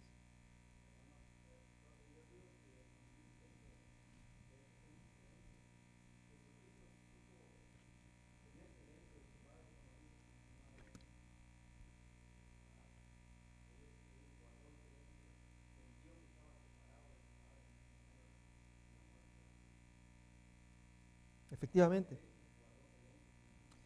En varios momentos Jesús pidió que guardaran silencio cuando resucitó a la hija de Jairo. Guarden silencio, no digan, pero maestro, es increíble, guarden silencio. Cuando él se transfiguró en el Monte Santo, a nadie cuenten la visión que han visto hasta que yo resucite de los muertos. Es increíble, Moisés, Elías, nada menos, mira lo que... Y que guardemos silencio, no podemos. Sí, hermanos, tenían que aprender, porque Jesús sabía que si ellos abrían la boca, hermanos, lo perjudicaban. Ya aparecían los fariseos, ¿vieron? Ese brujo ya los hipnotizó, no sé qué truco les habrá hecho y están diciendo que lo vieron a Moisés, Elías. No, ese hombre no tiene que estar con nosotros. Jesús ya sabía todo eso, hermanos. Entonces, si Él dice, es por algo. Entonces, guardar silencio, disciplina, guardar nuestra mente. ¿Cómo necesitamos? Imitar al Maestro, ¿no? Y es la razón por la que dije que la historia de la mujer adúltera no es de Juan, lo hemos leído acá, pero tiene tanta sabiduría que compite con cualquier historia de los evangelios, solo que procede no vía Juan, procede por alguna otra fuente posterior a Juan, de algún discípulo de Juan, así como Lucas 1, que escribió mucho él basándose en fuentes, en historias. Ahí está. Buena definición, Ángela, como usted siempre se gana sus 4 puntos, porque su esposo por ahí gana, pero usted se gana siempre sus mejores puntos. Efectivamente, hermano, ¿cuándo vemos cuándo está inspirado o no? Veamos los frutos. Ya lo dice Pablo, por sus frutos los conoceréis. Bueno, Jesús dijo eso también, pero hablando de los cuyos fines conforme a sus obras, en 2 de Corintios 11, de los falsos discípulos que se disfrazan como apóstoles de Cristo, cuyo fin, bueno, ¿quieren ver el fin? Vean en las obras, así van a terminar. Y cuando uno ve, hermanos, quiere ver el fin, ¿a dónde voy? ¿A dónde me lleva el apócrifo? Bueno, miren el fruto de que la gente se excita. No. El Señor sabe, al observar el fruto, a qué fin van a ir a terminar. Y en el caso de la perícopa, uno ve, hermanos, el fruto. Yo me quedo impactado. Bueno, entonces, ¿a dónde me lleva? A sacarle el sombrero al Señor. Inteligente, ¿cómo lo hizo? Por eso yo digo, es inspirado por el Señor. Entonces, no necesariamente porque venga de Juan. Tiene sabiduría y a lo largo de los siglos se peleó.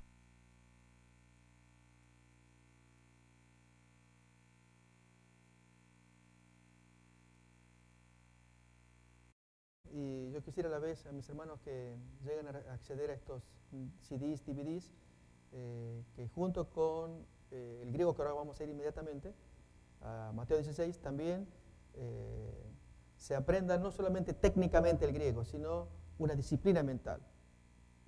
En teología es que el que lee griego defienda la fe, defienda la doctrina, ¿no? Y efectivamente vamos a hacer el texto de Mateo 16, vamos a abrir y vamos a usar el texto crítico receptus, o sea, ambos al mismo tiempo.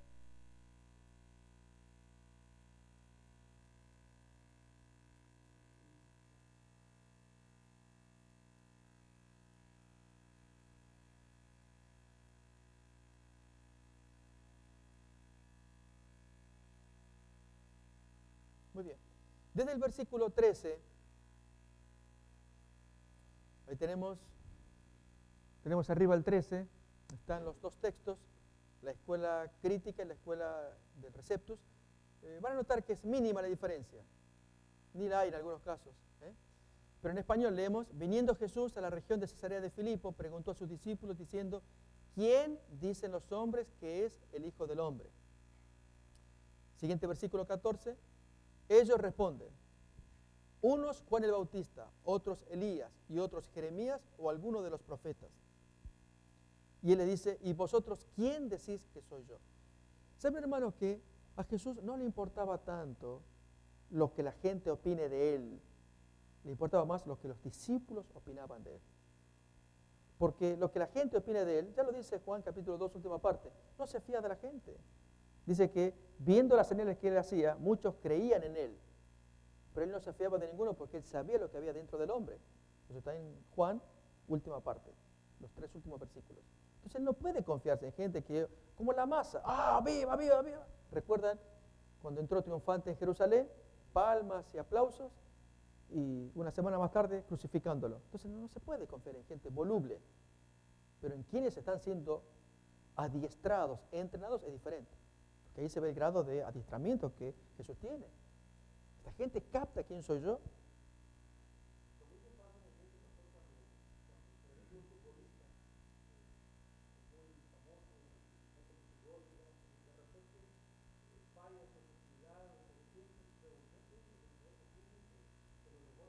Así es. Tremendo, hermanos, es cierto. Entonces cuando Jesús armó la primera parte, ¿la gente qué opina de mí? Bueno, tú dices aquí, ellos dicen aquí, allá, ok. ¿Y ustedes? Y ahí entonces empezó a meterse más a fondo. Hermanos, como era costumbre, Pedro el primero que levanta, él es rápido para hablar. Pero esta vez sí que le atinó. Se mandó un gol de media cancha. Jesús le encantó lo que él dijo. Leemos, versículo 15, y él les dijo, ¿y vosotros quién decís que soy yo? Respondiendo Simón Pedro dice, tú eres el Cristo, el Hijo del Dios viviente. Y hermanos, esas palabras de Jesús, otra vez aparece Macarios, acá lo tienen, una palabra que a algunos les gusta mucho, ahí estoy moviendo con el cursor. Macarios, ei, Simón Bariona. Macarios es bienaventurado, ei es la segunda persona del singular de eimi, ei, esti. Bienaventurado eres, Simón, bar es hijo, Yoná es paloma, es Jonás, hijo de Jonás. Porque no te lo reveló carne ni sangre, sino mi Padre que está en los cielos. Y yo a ti también te digo. Así que noten que era un diálogo entre ellos dos. Cuando Jesús le pregunta al grupo, ¿y ustedes qué opinan de mí? Y Pedro entonces, no, tú eres el Cristo. Entonces Jesús mirando a Pedro, Pedro, feliz de ti, bienaventurado. ¿Quién te lo dijo? No te lo reveló nadie, ni sangre ni carne, sino mi Padre que está en los cielos. Y a ti, Pedro, también te digo. Así como tú dices que yo soy el Cristo, a ti yo te digo. ¿Qué es lo que le dice? Y te digo que tú eres Pedro, y sobre esta roca edificaré mi iglesia, y las puertas del Hades no prevalecerán contra ella. Y a partir de acá, hermanos, viene algo que causó conflicto también. Y es sobre qué Jesús edifica su poderosa iglesia, que ni las puertas del Hades pueden prevalecer contra ella. Él dice, sobre esta roca. Si reparamos, leamos en griego, cagó de soy lego. Cagó es la unión de kai y ego. ¿Sí? Es kai, ego. Y se hace una contracción. Y yo. Kai y yo. Kai, ego. Y yo, de es una partícula pospositiva. Y yo, te, o yo también, soy a ti, lego soy, te digo. Soy es a ti, lego es digo. que, Joti es que, tú sí eres Petros, y epi sobre, taute esta, la Petra, oikodomeso, edificaré, mu, la de mí, ten eclesian. Si me van siguiendo acá, la iglesia, caipilai, ¿recuerdan los pilontes que vimos en Apocalipsis? Las puertas del Hades, perdón, las puertas de la ciudad se abrirán para la gente que lava sus ropas. Y las pilai jadu del Hades, no catishu susin, no prevalecerán autes contra ella. El punto, hermanos, es aquí dos palabras, subrayo, Petros, y la otra es Petra, está acá. El punto es, ¿qué es Petra? Porque Jesús dijo, sobre esta Petra edificaré mi iglesia. Ajá, pero ¿a qué se refiere? Efectivamente se traduce como roca, o peñasco también. ¿Pero a qué se refiere? Muchos han creído que se refiere al Petros, que está acá. Eso es. Petros. Cuando uno busca la palabra Petros en griego, es una piedrecilla, o canto rodado, una piedra que uno levanta con la mano, la tira. Pero esta Petra que está acá no es lo mismo. Aunque se emparenta, se parece a Petros que está acá, ahí está. Esta Petra, hermanos, es distinto. La Petra, para que tengamos idea de qué es Petra, es una montaña, es una roca. Cuando digo montaña, hubo una ciudad llamada Petra, si alguien conoce, es una ciudad atípica, anormal. Los habitantes eran extraños, seres que perforaron la roca e hicieron sus casas en la roca labrada. La mesa, las sillas, las camas eran de roca viva. Esta gente se metió allí y a puro cincel, que si la roca era más fácil, yo no sé cómo era, como si tanto trabajo que les dio y después ponerle cemento para que eso se endurezca. Lo cierto es que a puro cincel estaban labrando sus propias camas de piedra, sus propias sillas de piedra, sus propias mesas de piedra. Se llamó Petra, esa famosa ciudad. Estaba en la montaña y los habitantes pues vivían ahí. Gente rara, gente extraña. Entonces, Petra es eso, es una roca enorme. Cuando Jesús dice, sobre esta Petra, dirigiéndose a Pedro, yo voy a edificar mi iglesia y el infierno ni podrá atacarla. La pregunta es, ¿qué es Petra? Entonces, hermanos, los teólogos católicos modernos pues creen que sí, que esa Petra es Petros. Pero hermanos, San Agustín fue un escritor católico. Él fue uno que estaba en contra de esa teoría. Petra es la confesión que Pedro hizo. Es la tremenda roca. Lo que Pedro habló, eso es Petra. En otras palabras, cuando Jesús le dice, versículo 18, y yo también te digo que tú eres Pedro, y sobre esta roca que tú acabas de decir, esta confesión que tú me acabas de hacer, ¿qué cosa? Que yo soy el Cristo. Bueno, sobre eso que acabas de decir, yo voy a edificar mi iglesia. Efectivamente, hermanos, la iglesia está edificada sobre esa frase de Pedro. Tú eres el Cristo, el Hijo del Dios viviente. Y Satanás no pudo atacar esa tremenda definición. Sí atacó a Pedro. Esa es la prueba por la cual decimos que la Petra no es Petros. Porque Satanás no podía atacar a la Petra, pero sí atacó a Petros. ¿Cuándo lo atacó a Petros? Hermanos, cuando poco después de esto lo negó. Petros negó a Jesús y cantó el gallo.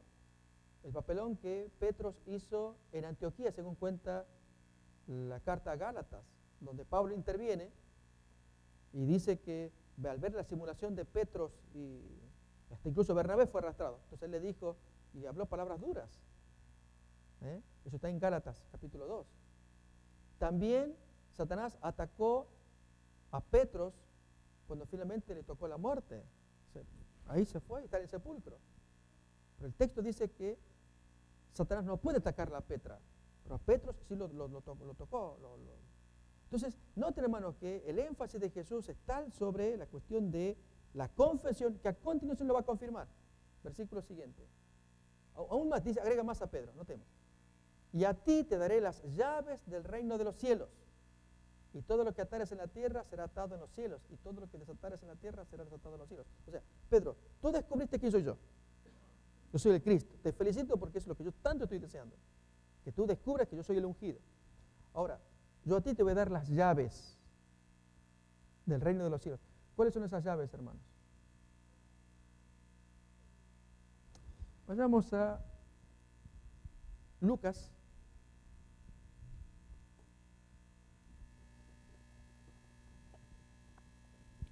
Capítulo 11.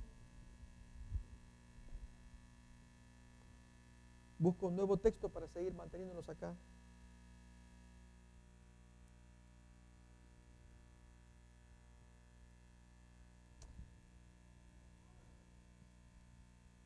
El Señor quita las llaves de los fariseos y se las va a dar a Pedro. Miremos 11:52. Ay de vosotros, intérpretes de la ley, porque habéis quitado la llave de la ciencia. Vosotros mismos no entrasteis y a los que entraban se lo impedisteis. Es quitar la llave del conocimiento del reino de los cielos. Es la interpretación de la palabra de Dios. Yo a ti te doy las llaves. Ciencia o conocimiento, recuerden, son sinónimos. Al decir que se les da las llaves, yo te doy las llaves para que tú les abras el reino a través de una exposición adecuada de la palabra de Dios. Porque esta otra gente, llamados intérpretes de la ley, ¿qué pasó con su llave? Ni ellos entran ni dejan entrar a la gente. Ustedes han quitado la llave de la puerta a los cielos. Ustedes no entran. Esa llave, hermanos, es la que estamos buscando nosotros. ¿Cómo entrar? A través de la correcta interpretación. Por eso Jesús es el gran explicador, el intérprete de la ley. Él tiene la llave y nos la pasa a cada uno de nosotros, para que abramos la puerta y así lo que entramos nosotros y otros van entrando junto con nosotros. Pues eso Jesús se lo da a Pedro y se lo da a los 12, a los otros 11 restantes, cuando en el capítulo 18 Él dice, y a vosotros, Él les habla a todo el grupo, os daré las llaves. 18, efectivamente. Fíjense, hermanos, después de haber dado las llaves, miren cómo termina acá la porción, para que vean que el énfasis de Cristo. 20.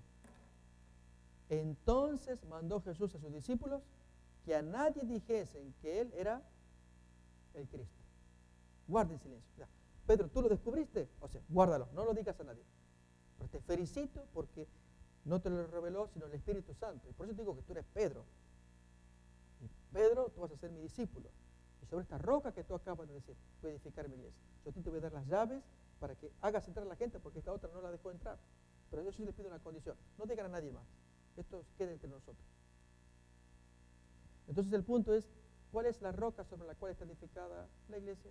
Es la frase de Pedro, la confesión de Pedro.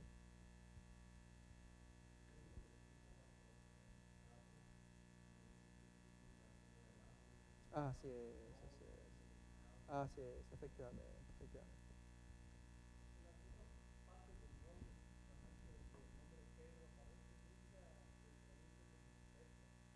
Así es, así es.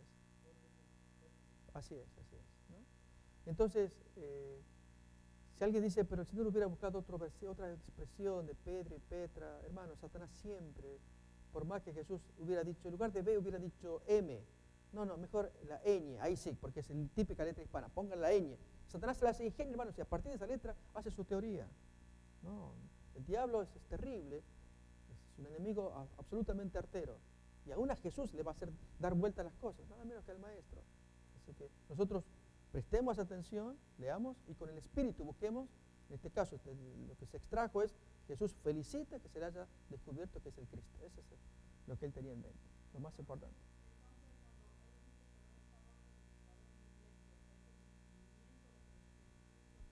Amén, amén. Amén, así es, así es. Dale pues. Muy bien, hermanos.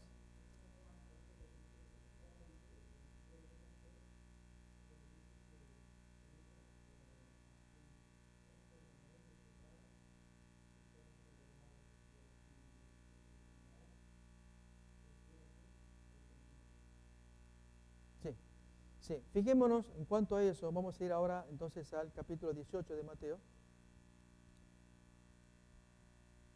Mateo 18, dice el hermano. Fijémonos, hermanos, lo tenemos allí en la pantalla, en versículo 15 en adelante. Por tanto, si tu hermano peca contra ti, ve y repréndele estando tú y él solos. Si te oyere, has ganado a tu hermano.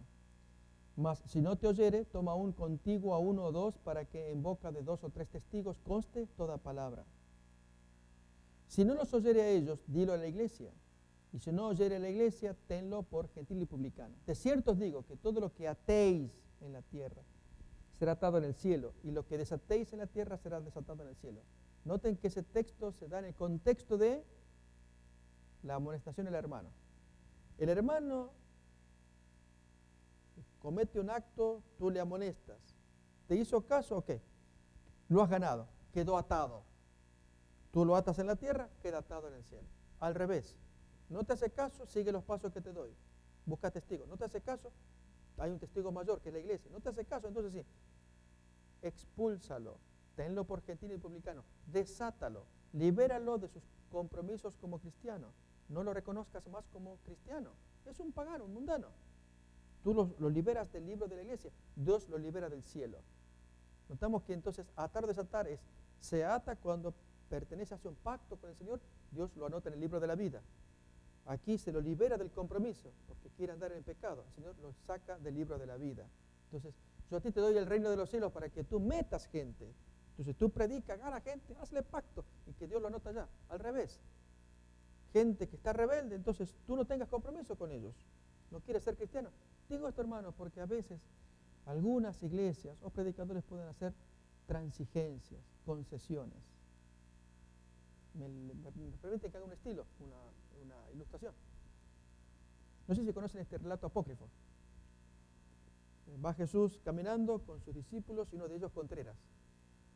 Y cuando en eso vino un joven con mucha plata, buen dinero, y este discípulo se arrodilla, maestro, ¿qué haré para heredar el reino de los cielos? ¿Por qué me llamas bueno? Ninguno es bueno, solamente Dios. Los mandamientos tú sabes. ¿Cuáles? No robes, no mates, no adulteres. Oh, todo esto guardé desde mi juventud. ¿Qué más me falta? Y Jesús mirándolo lo amó. ¡Qué muchacho! Y en eso Contreras interviene. Maestro, qué muchacho, obediente. No preguntes más, maestro. No más. Vamos a dejarlo ahí nomás porque si uno hurga demasiado, ahí nomás. Tiene plata, tiene influencia, no, abre las puertas con los fariseos, porque su nombre de paso era Arjontes. Arjón, que lo estudiamos acá, es un principal, era un jefe, joven, jefe era él. Así que ese detalle también aparece en el Evangelio, un principal entre los judíos. Así que un hombre con influencia, con dinero, ya está, no preguntemos más. Y Jesús dice, bueno, si quieres ser perfecto, y metió el dedo allá, no hagas eso, ya lo perdimos. Hay iglesias en que hoy, hermanos, hacen transigencias. No hurguemos más, empezamos otra vez a hurgar y no, el Señor, notamos por los textos que acá dice, si tú lo atas, se ata ya, si tú lo desatas, se desata ya. Yo te estoy dando las llaves, cuida las llaves, no sea que las pierdas, porque se cumple el texto de Jesús, el de Lucas 11. A ellos, intérpretes, les será quitada la llave del reino de los cielos. Ni entran ni dejan entrar, tú se las quitas. Y hermanos, si se nos llega a quitar las llaves, tronamos. Ni entramos ni dejamos entrar.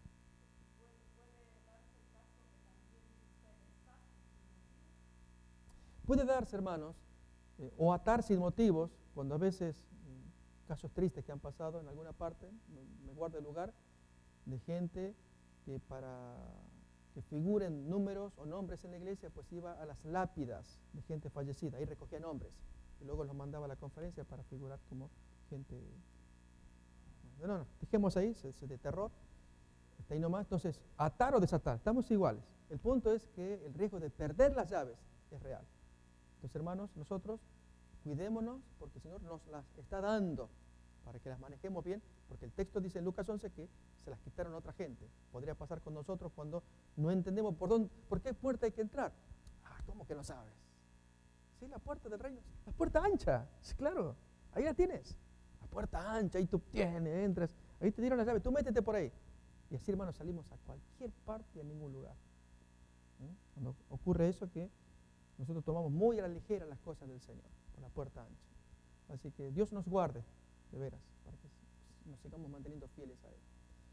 Muy bien, vamos a avanzar todavía con un poquito más de griego. Ya nos quedan minutos, hermanos. Últimas preguntas, inquietudes que ustedes tengan, así vamos a los textos. ¿Habrá alguna inquietud que no hayamos contestado?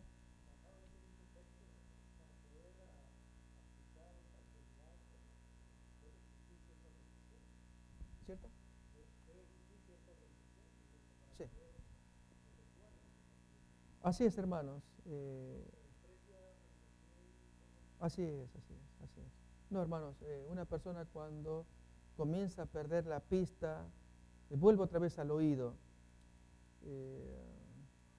Sirvan una ilustración, hablando de cuando uno ya pierde autoridad,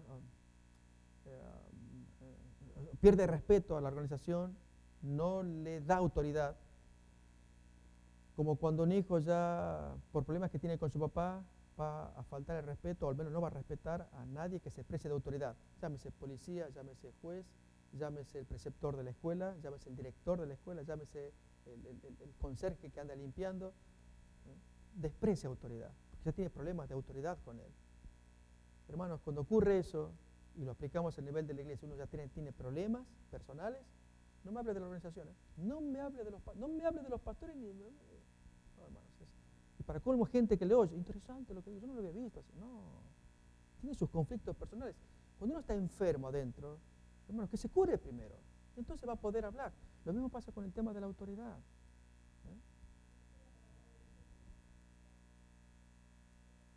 Así es.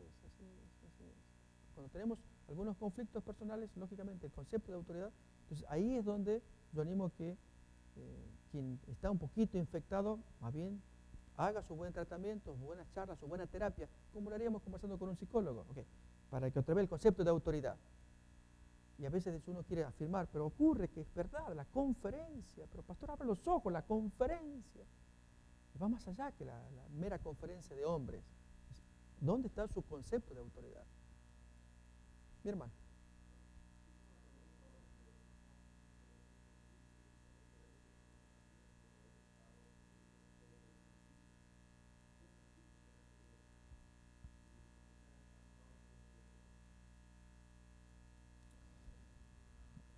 Lógicamente, hermanos, ellos estuvieron desde el principio, como lo revela el mismo Evangelio de Juan en el capítulo 1.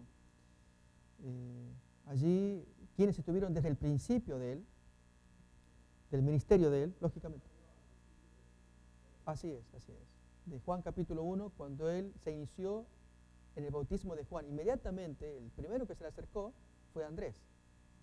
Y que Andrés, Jesús dice, ¿y ustedes qué quieren? No, queremos saber dónde moras. Vengan y vean. Y eran las 4 de la tarde, el otro compañero era Juan. Y calculen que si eso ocurre en el año 31, y Juan escribe su evangelio por el año 90 aproximadamente. Del 30 al 90 pasaron, siendo el año 27 que Jesús inicia su ministerio, hasta el año 90, más de 60 años. Y entonces todavía Juan lo tiene en su memoria, la hora, 4 de la tarde. Y entonces quedó tan impactado que al día siguiente ya se trajo a Andrés a su hermano. Este es el Cristo. O sea, Jesús alguna plática tuvo con esos dos, que eran amigos de Juan el Bautista. Y uno de ellos, Andrés. Y tiene una plática y quedó tan impactado, Andrés, que se busca a su hermano. Vente a escuchar lo que yo quiero que escuches, te va a hacer bien a ti, tú lo necesitas, tú tienes un carácter, escúchalo. Y hermanos, fue efectivamente. Ahí comienza Pedro, ¿no? En Juan 1. Entonces, desde el principio es eso, desde ese inicio del ministerio de Jesús, ahí lo acompañaron en las pruebas, efectivamente.